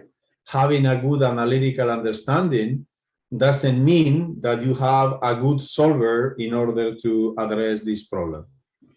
So one of the goals, you know, is again, control to equilibrium, to a constant equilibrium. In the context of social networks, this is often called consensus. So what is consensus? Consensus is this configuration in which everyone has, you know, on the network has the same opinion, right? So typically we try to evolve from an initial distribution of opinions or whatever other, say, quantity of interest on the system is, right? Which is heterogeneous, where there are high oscillations between one agent, one individual, and the other. And we want to drive the system to this constant equilibrium, right, in which the system is at rest, right? And of course, in the linear case in particular, the system is at rest because as soon as xi is equal to xj, the gap here, the distance is 0, and therefore the output of this operation is equal to 0, meaning that the time velocity is equal to 0. Therefore, you know, consensus constant, right? A steady state is an equilibrium configuration. Okay. So as I said, in many cases, right, we don't consider the system to be linear, but rather nonlinear, because in particular, we can pay more attention, right, to people that are so close to us or are farther away from us, right? So then it could well be also that the system under consideration looks nonlinear, okay? And then what I'm saying here, as you will see, the application I will present is for a system in which, you know, the dynamics is nonlinear, but you will see that this is already tricky enough to understand from a control perspective, even in the linear case. So there is a lot of literature on the mean field representations, right? The mean field representation in analysis, this is a very interesting topic from an analytical perspective, says, okay, assume the network is very large, like the human, say, brain, right? Millions and millions of networks, neurons in interaction, or a very large social network also where hundreds of millions of people are interacting, right? Exchanging information continuously, right? Then you could say, well, the number of agents is so large that, you know, I could simply pass to the limit, right? and try to get a continuous, say, representation of the model, right? This can be done, and this can be done very naturally, right? In both in the linear and in the nonlinear context, thinking that, you know, the solutions of the ordinary differential equations are just, you know, are just the characteristic lines of the underlying transport equation. And when you do so, you do get indeed, you know, in the mean field limit, as the number of agents goes to infinity, you can indeed get a transport equation describing the mean field behavior of this system, with the peculiarity that the vector field you will encounter for this transport equation will be given in this, say, integral form, right?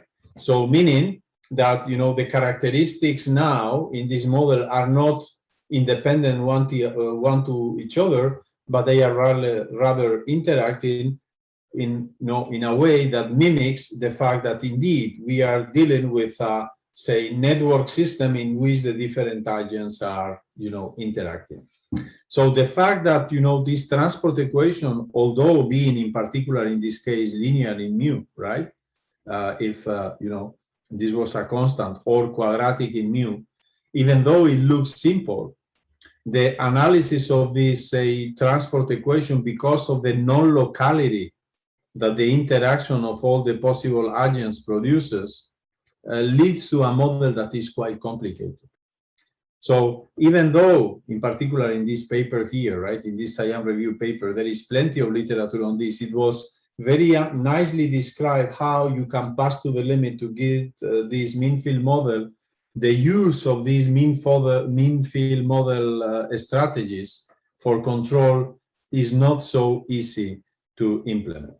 Okay, so let me, of course, in some sense, again, this is the slide on the can I transform I have shown you already several times. This is also related with this subordination principle, right? We have shown that, you know, heat equation is subordinated to the wave equation.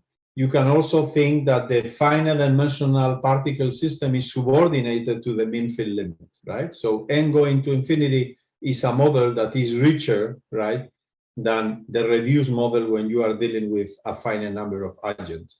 But this, that is conceptually very interesting, is not so easy to implement in practice, precisely because, you know, the control of the, you know, of the overarching, say, continuous mean field model can be complicated, right?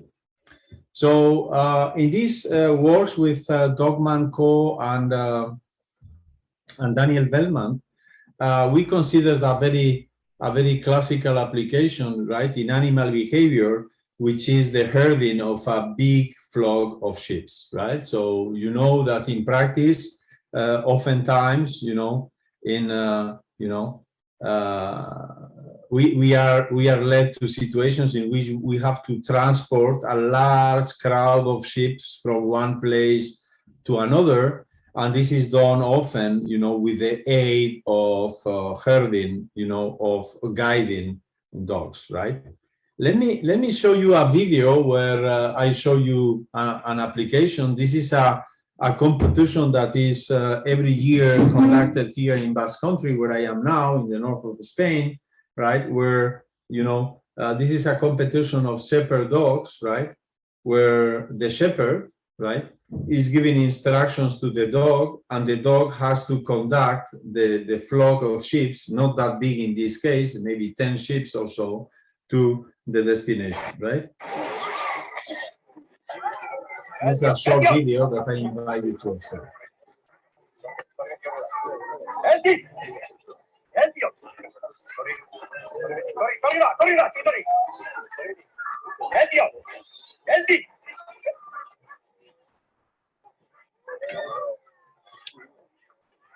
Vale. Atención. Eldi. Vale, vale. Corrida. Vale. Atención. Es. Vale. Vale. Sorry. Vale, sorry. Sorry. Pasarla. Adiós. Adiós. Adiós. Logan. Adiós.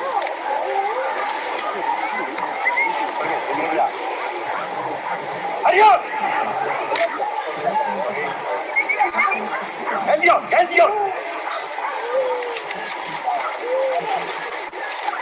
Andy, Andy. Logan. Logan.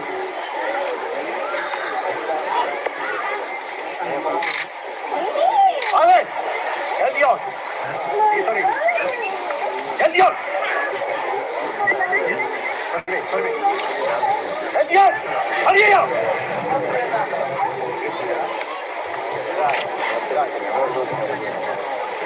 Right. Se lo da.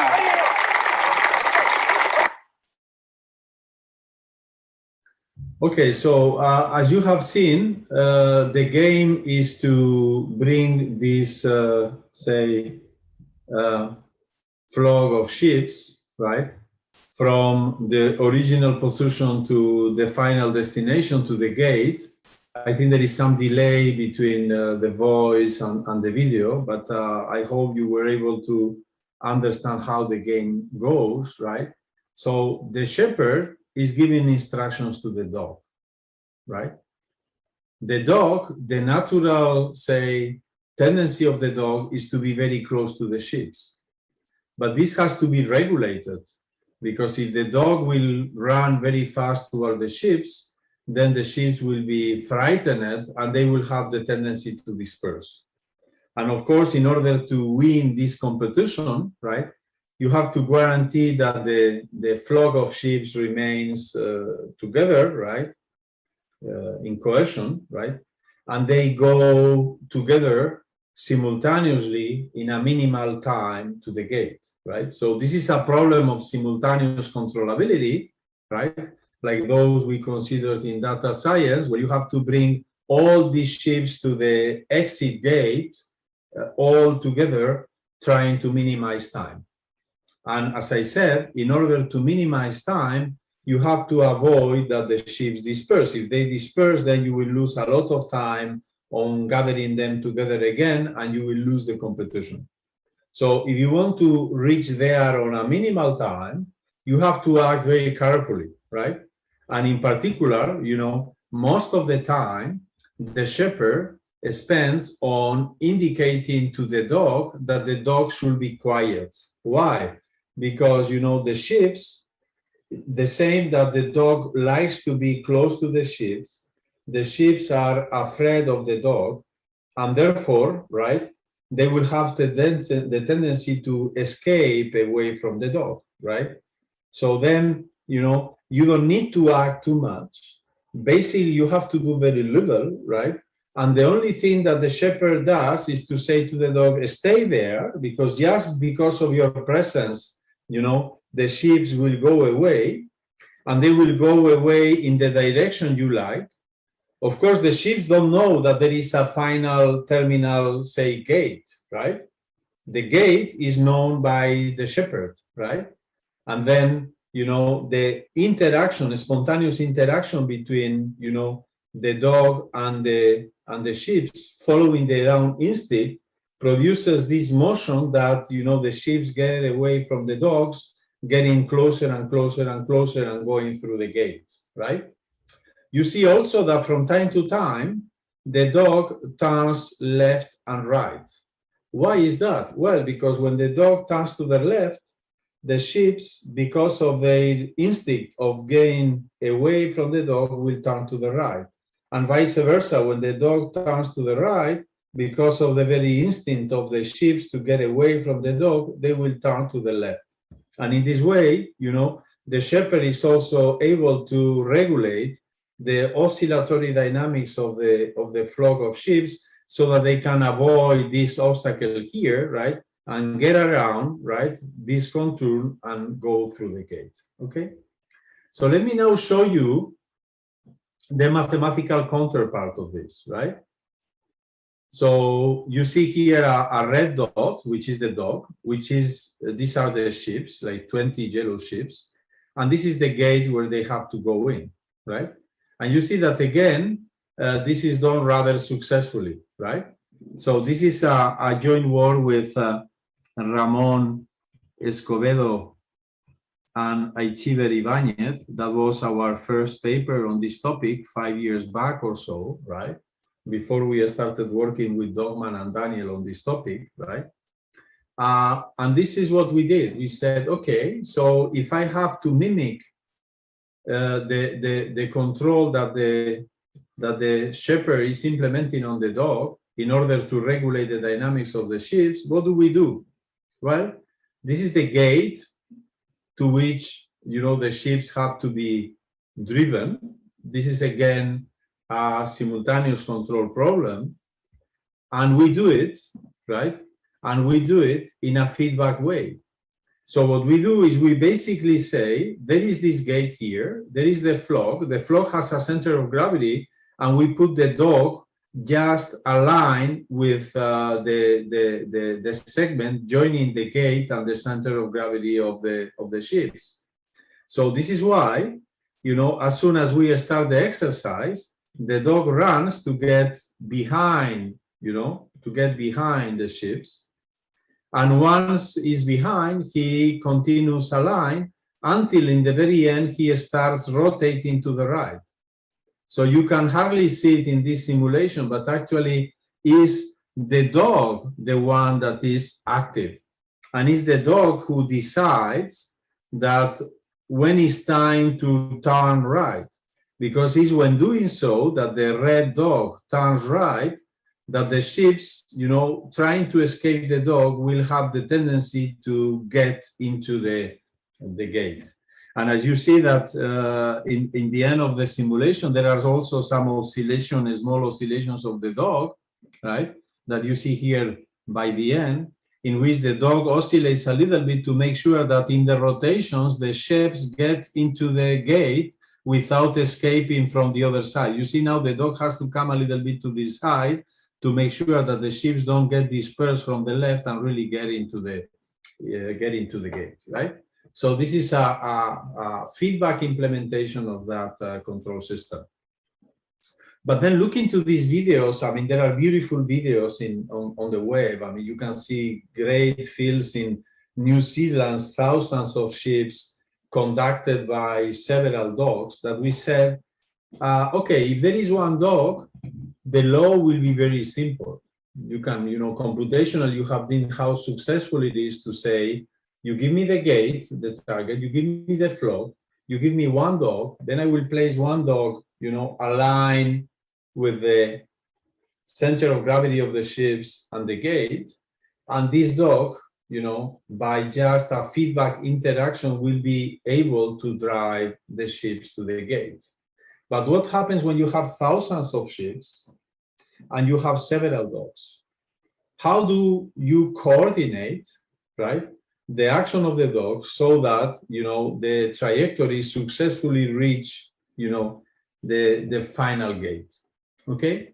And in order to, you know, reproduce this system, we wrote this model in which we say, okay, so we have n ships, n will be large. I mean, this is the dimension of the system, in which every ship is following a nonlinear harmonic oscillator kind of equation. So V is the velocity, xi is the position on the plane of each ship, vi it's its velocity, and then it is accelerated. We assume that all ships have mass 1. So in this model, we don't distinguish the different ships. We consider that all ships are identical, something that, of course, in practice is not true, but it allows to simplify the presentation, right?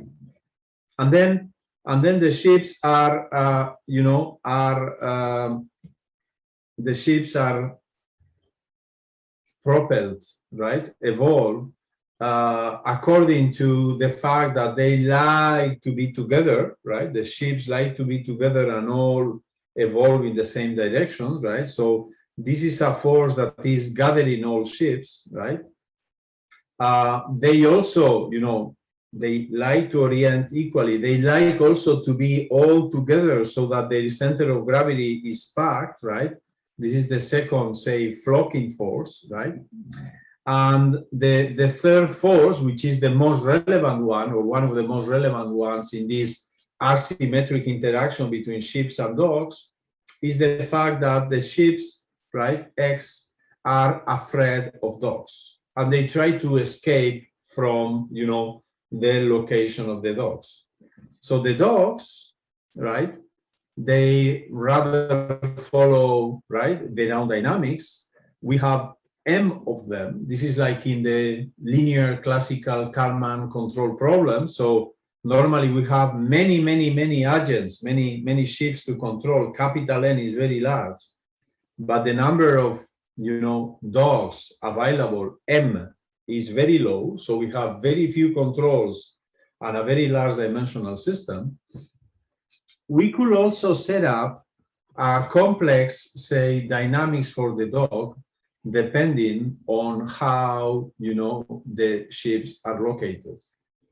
But when doing so, we really had difficulties to figure out what the corresponding, say, control methodology, both analytically and computationally, should be.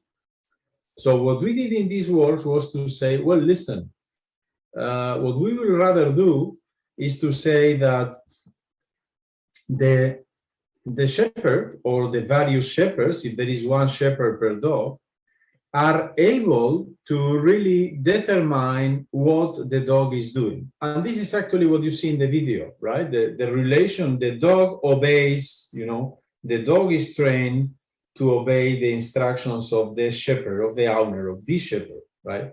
So this shepherd is able to say at every time to the dog, stay there, quiet, go to the left, go to the right. So it means that there is a control, the shepherd, that is able to determine at every time instant what is the dynamic of the dog. And this is what we did. We said, okay, this is a system in which there are many ships. They are following these interactive rules according to their own instinct of being all together, plus the fact that they want to be away from the dogs. And we are able to regulate, right, in a real-time manner, the velocity of the dog, right? What happens then? By doing this, we can formulate a large optimization problem, right? So rather than discussing from an analytical perspective the controllability of the system, something that could be interesting, of course, to do, right? We rather adopt a computational perspective. And we say, I want to succeed, you know, that, you know, the ships represented by xk, for k equal from 1 to n, many of them, they get to the final target. So I will penalize the distance to the targets. I also penalize mildly, but I know it's good to penalize. I will penalize also the size of the controls, right? And in principle, I could let, you know, the dogs to be very far away, but we have learned in the applications of Turnpike theory that it is better also to penalize the full state in order to avoid unnecessary oscillations on controls and trajectories, right? And furthermore, precisely because of this Turnpike principle, right, even though my goal will be simply to get close to the target, right? Close to the target for all ships at the final time, we have learned that even if our goal is just to get there in finite time and the terminal time, it is better to penalize the trajectory all the time interval, because this is what guarantees that, you know, oscillations are minimized and the system, you know, behaves in a Turnpike manner. And this is what we have seen. For instance, I just give you an example where we have 36, you know, ships, n is equal to 36. The number of controls, the number of dogs is 2, right? N is equal to 2. And then, you know, the dogs, initially, they are located over there. You see a little square over here, which is the final gate. This is the final destination. And you see here in red the trajectory of all the 36 ships. And you see how the two dogs coordinate, right? So that, you know, initially from the initial configuration, they get behind the flock of ships, as in the feedback regulation of one dog trying to, you know, collect and guide, you know, by evasion, the ships to the gate. So they get both of them behind the flock of ships, but then they somehow develop this symmetric strategy in which, you know, the flock is enveloped.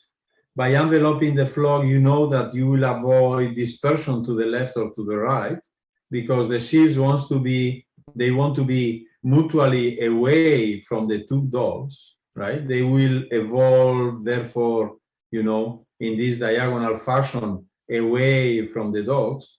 But because eventually we want the ships to go to this gate, and in order to avoid further dispersion in this diagonal direction, then, you know, the dogs will cross each other, so to close the circle, so to make sure that the ships, you know, go back to get closer to the destination. So this is the symmetric behavior you see, right? And you can actually see that in this video, right? Where you see that this optimal control strategy, in which, I repeat, we minimize, right, this cost functional, which is penalizing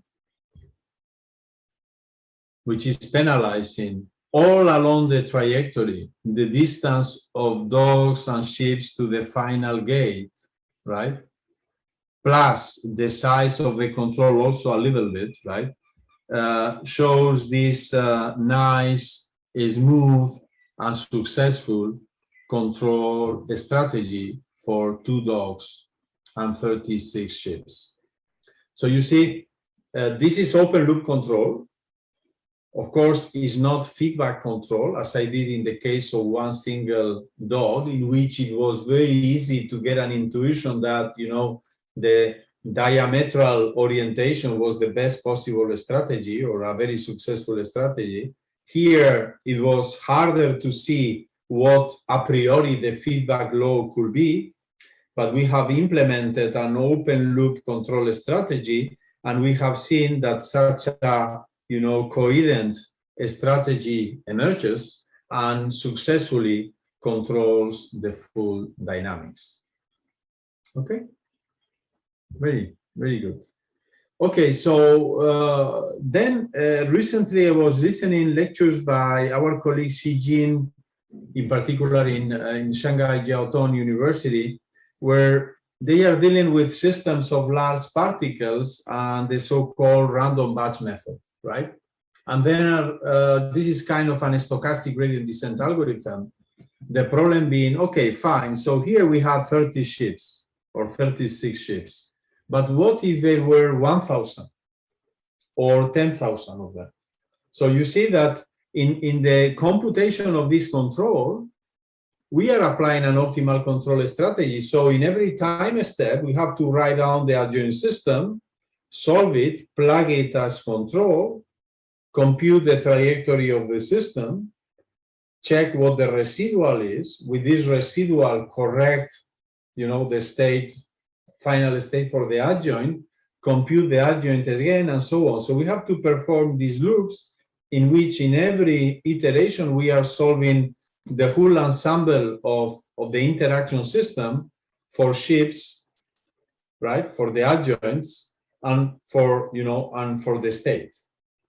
So this means that when the size of the system increases, the computational cost of the system will be huge and probably, you know, simply unfeasible. So what does the random batch method say? The random batch method says it's a little bit like a Monte Carlo or a stochastic gradient method. It says, okay, fine. In this system, you are assuming that all particles are interacting with each other.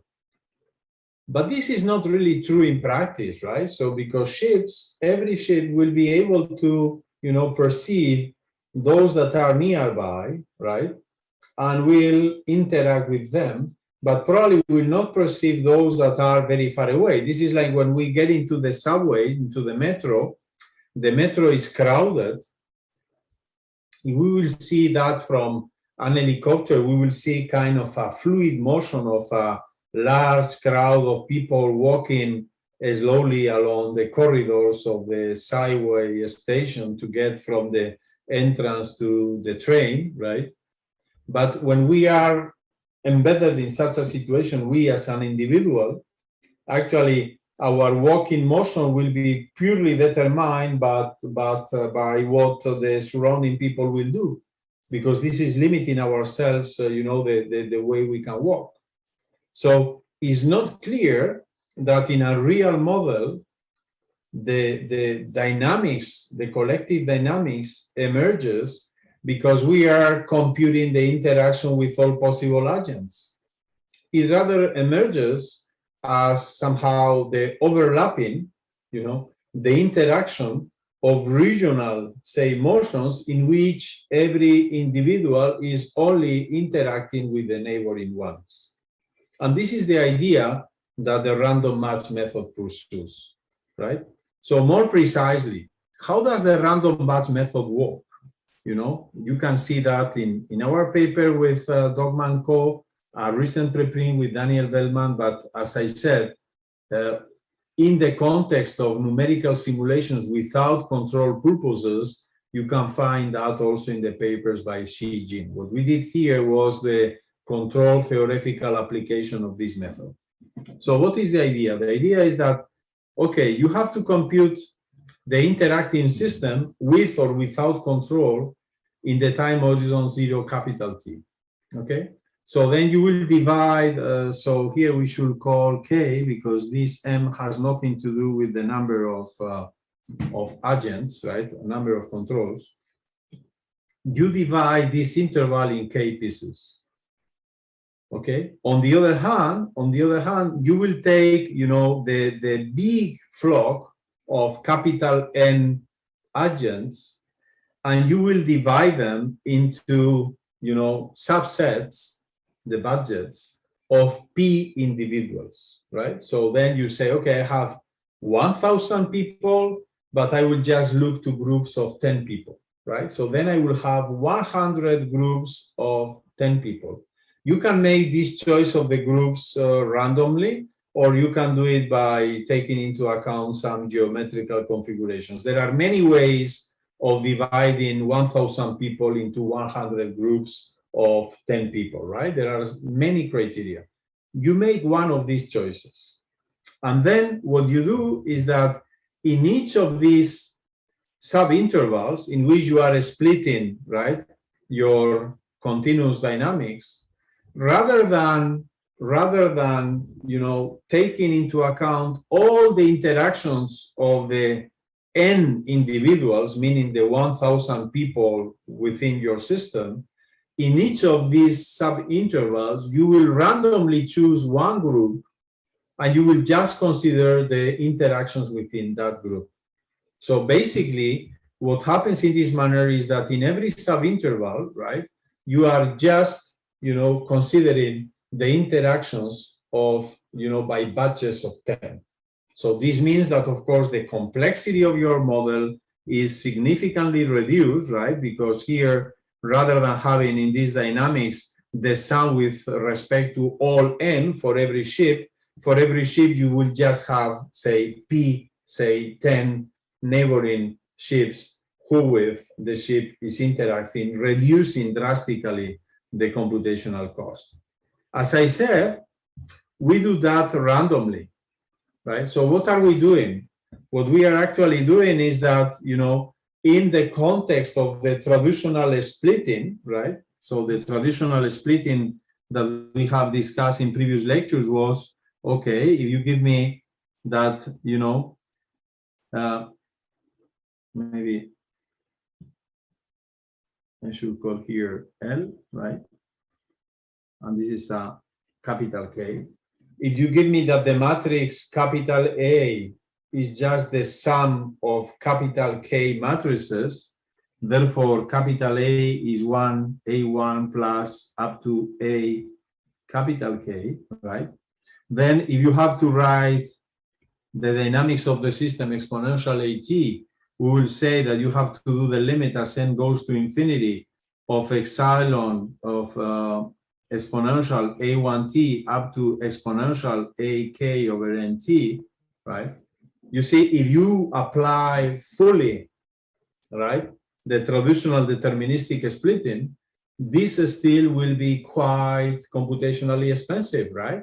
Because in every, for every time, n being very large, you will have to do this iteration again and again and again and again in a completely deterministic manner. This means that eventually you will decompose the large system into pieces, but you will have to solve each of the pieces, making the overall computational burden rather big.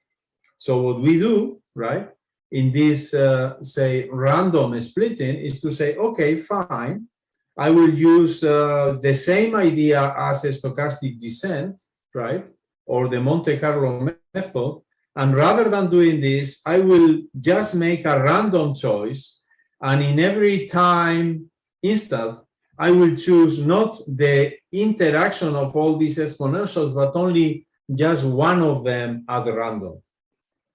Of course, when you do so, you are not getting the correct, say, blue trajectory, because you are making a random search, a random choice. And by doing so, you are building a reduced dynamics, reduced model.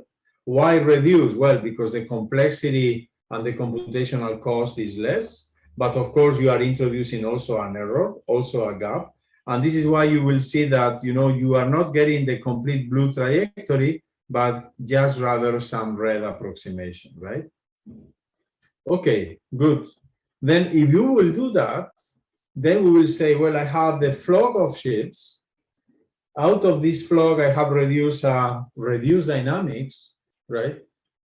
This reduced dynamics will be some error with respect to the original dynamics, but it will be, much more computationally manageable. And I could control the reduced dynamics.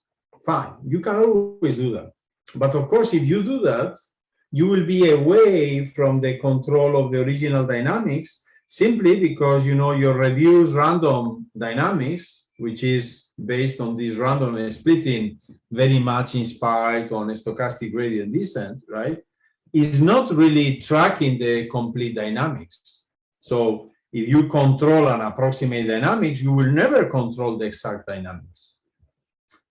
But in control theory, there is a remedy for this. There are several remedies for this. In particular, due to the fact that when you are really dealing with applications of controls to real life, it's very hard to predetermine what the complete dynamics of the system is, right? And this cure or this remedy, this complement is the so-called model predictive control, right? So what is the use of model predictive control? Well, let's think on a practical application. So you are planning a trip tomorrow. So tomorrow you decide to drive. I mean, you don't take the fast train, you drive from, say, your university in Changchun to the university in Beijing. So it's a 9 or 10 hours driving trip. Okay, but you check, the map, you look in Google and you see what is the best path. And then you can plan and you say, okay, we depart 6 a.m. in the morning. At 10 a.m. we will be here. We stop for a coffee. Then at 12 we will be here. We stop here for a lunch. And maybe we rest a little bit. At 1:30 we leave again. And then we will be arriving in destination at 6 a.m. or 6 p.m. Okay? So you can plan your trip a priori. This is open loop control. But then when you wake up the next morning, you realize that the weather is not as today. I mean, today the weather was very nice and you were expecting a very nice weather for tomorrow. You have planned your trip for a very nice weather, but tomorrow is heavily raining. So traffic is very slow. And then you get delayed immediately. And then, by 12, you are not at the place where you plan to have lunch, but actually at 12, you are at the place you have planned to drink a cup of coffee at 10 a.m.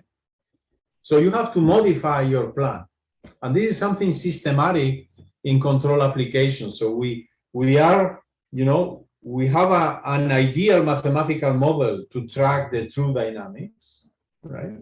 And then we know how to control this, say, mathematical model approximating the true dynamics. But we know that the mathematical model is not the true dynamics, it's just an approximation. And in particular, in the true dynamics, there can be unexpected events. And these unexpected events will make your original model not to be able to mimic the true dynamics in a very precise manner. So you cannot simply act as a pure mathematician saying, take reality, reduce the reality to a mathematical model, control the mathematical model, and that's it. Because in the real application, there will be events that will force you to modify your mathematical model and accordingly also to modify the control strategy you have chosen for it. So a very nice way of doing this is the so-called model predictive control, right? Model predictive control, you do the following. You say, okay, you start with a system, ODE or PD system, a model for your true dynamics, and you compute the control, right? And you compute the control in a long time horizon. But then you implement it just for a short piece, right? And then you correct, you compare the real configuration with the one that the original system and your original control strategy anticipated, and correct the gap, right? And then compute, the open loop control again, so to implement it again in the next segment and so on. So this means what in practice? This means that you have planned your trip for 10 hours from Changchun to Beijing the day before. You thought the weather will be very nice, but it's actually very poor. It's raining or it's snowing. Then what you do is you start early in the morning anyhow. You have to start with the open loop strategy you anticipated. But after half an hour of driving, you double check. And you see that after half an hour of driving, right, you are not in the position you expected. You are lagging behind because the driving conditions are very poor. And you still have 9.5 hours ahead of trip. Actually, if at that time you recheck your strategy, the new strategy will tell you, well, unfortunately, you expected 10 hours trip. You have traveled for half an hour, but because of the bad weather conditions, you still have 11 hours trip. Therefore, you will have to recompute your strategy. With the new recomputed strategy, you will drive for the next half an hour, and after 1 hour, you will stop again, check you don't actually stop, you just, feed the real data to the system, recompute the trajectory again, and then apply this semi-feedback strategy. You see, model predictive control is just the intermediate between open loop control, right, in which you just compute the control once forever, but then you are not able to take account or anticipate the possible, say, unexpected, say, events on the duration of the trip. Is something in between this very naive open loop strategy and the complete feedback strategy that is very hard to implement, right? As I have said, I don't know how to implement a feedback strategy when you have several dogs and many sheep. So in between these two, there is the model predictive control strategy. And it's very natural to apply it here, right? Why? Because in some sense, by doing this stochastic or random batch method, I am getting away myself from the original dynamics. So it is myself who, in this case, is introducing errors on the system. And therefore, I have to cure the errors that I am introducing because I wanted to make the computational cost of the system much lighter through this random or stochastic batch method, right? And therefore, I have to cure them with this model predictive control strategy, right? And then you see that by doing so, right, you see that, of course, the strategies of the dogs are a little bit more oscillatory, but they still are quite successful. So why, when you apply the random batch method plus model predictive control, you get trajectories for the dogs that are a bit more complicated? Well, this is natural because now I am not solving the full dynamics. I am just solving the random batch dynamics. And in the random batch dynamics, there are more oscillations, in particular because I am zigzagging from one batch to another, from one subflock to another. And therefore, you know, with the model predictive control strategy, you have to correct the oscillations on the flock and then adapt the strategy of the dogs. Now, what is the benefit of doing all this? You will tell me. Well, in the end, Enrique, you are getting very similar, right? You are getting very similar results. And they are even, you know, the control strategies are even more complicated. Yes, but the great advantage is that here, by doing so, you have substantially reduced the computational cost. Why? Because in every time iteration, you are not considering the whole flock, but just very small batches, right? Okay, so that's the benefit. What is a second benefit? A second benefit is illustrated here, is that if you really had stick to your original, say, purely deterministic, a priori, open loop control strategy, I will have computed these controls for the dogs. These are those that are originally computed. But in case there was some unexpected event, right?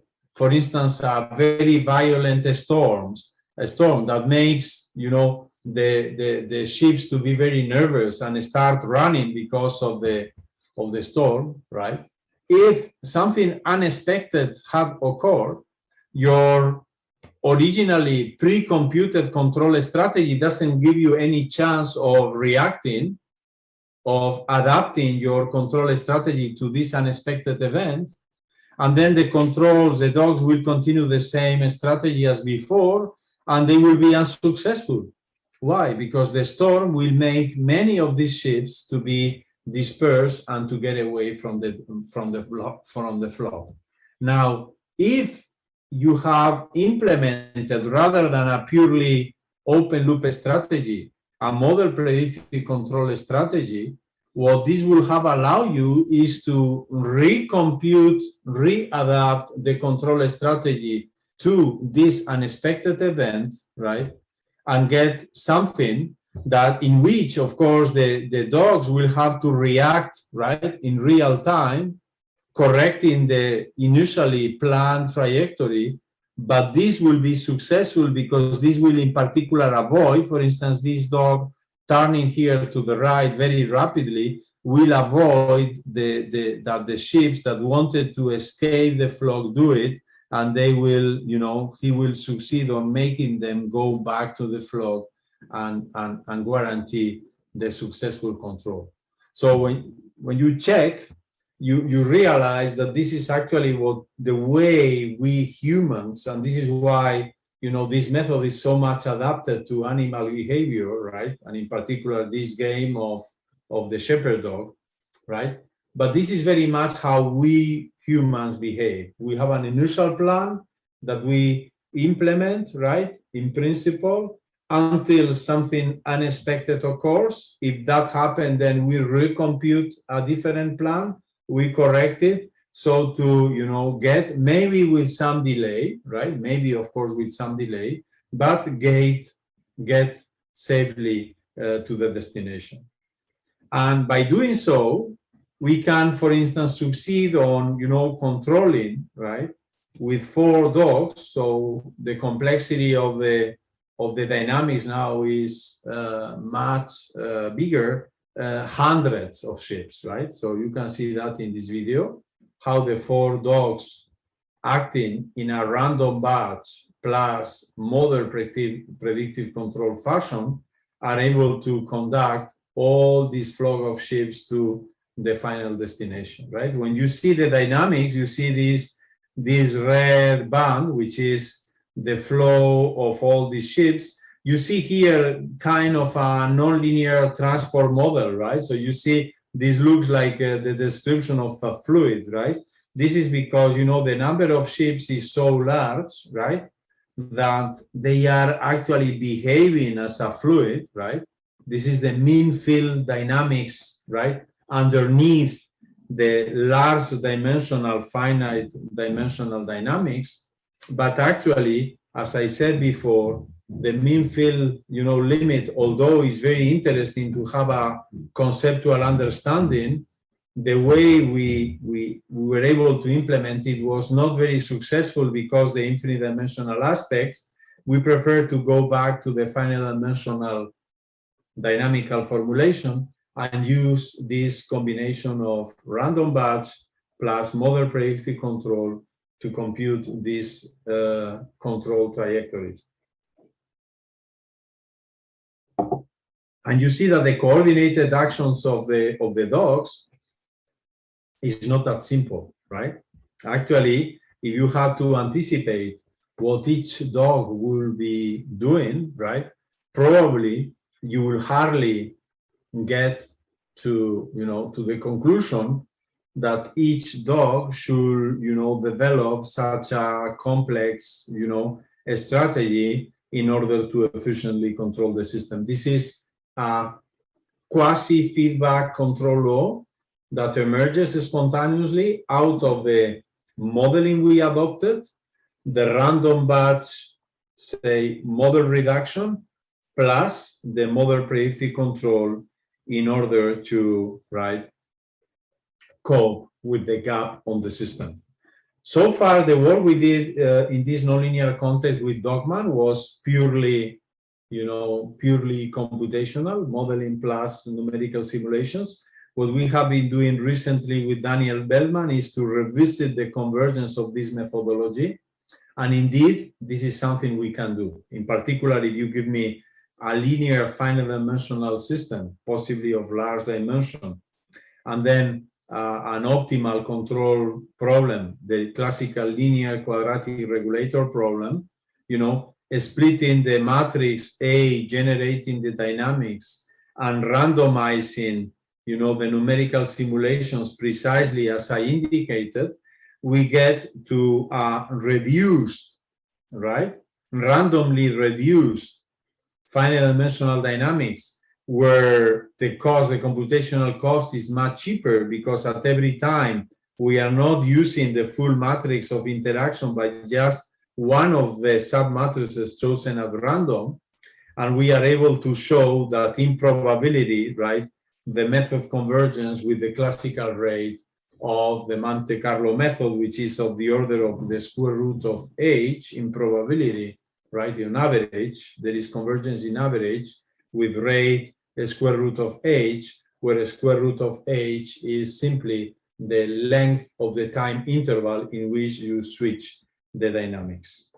Okay, so this is a very fascinating topic, right? For instance, in this example of the 36 evaders and 2 drivers, the computational cost was divided by 6, right? By implementing this method, while the error to the target was only, you know, increased by 0.5%, right? But there is, you know, so far, this is a purely computational strategy. There is plenty to be done to optimize the methodology and also to analyze it. And of course, both things go together. There are many things to be discussed, right? For instance, how frequent the switching, random switching pattern should be, right? What is the optimal way of dividing the large cloud into batches, into subgroups, right? What is the optimal probability you know, in order to switch from one to another and so on. There are many, many analytical questions, and there are even, say, other applicational contexts that lead to new questions in which new models should need to be implemented, like, for instance, you know, the fact that in all our simulations, all the particles were moving in the planar, right, Euclidean plane, I mean, in the flat Euclidean plane, while in practical applications, this normally, you know, occurs, you know, and the guiding is, you know, occurs in, say, complex topographies and surfaces. And also, I mean, it's very important when you are thinking on, for instance, drones, applications to, you know, aviation, you know, animals like birds, you know, moving in the three-dimensional space, is very important also to move to the three-dimensional context, in which in particular, and you are invited to have a look, you can also see very interesting videos in which you see that, you know, the flock of sheep can not only be nowadays controlled by dogs, but one could also aim to use drones, and the drones have, of course, added impact because of the, you know, the very, say, acute, very, very strong influence that vertical approximation has on the motion of the ships, right? So there are plenty, in this context of animal behavior, there are plenty of potential applications also when you move from 2D not only to curved surfaces, but also to three-dimensional problems.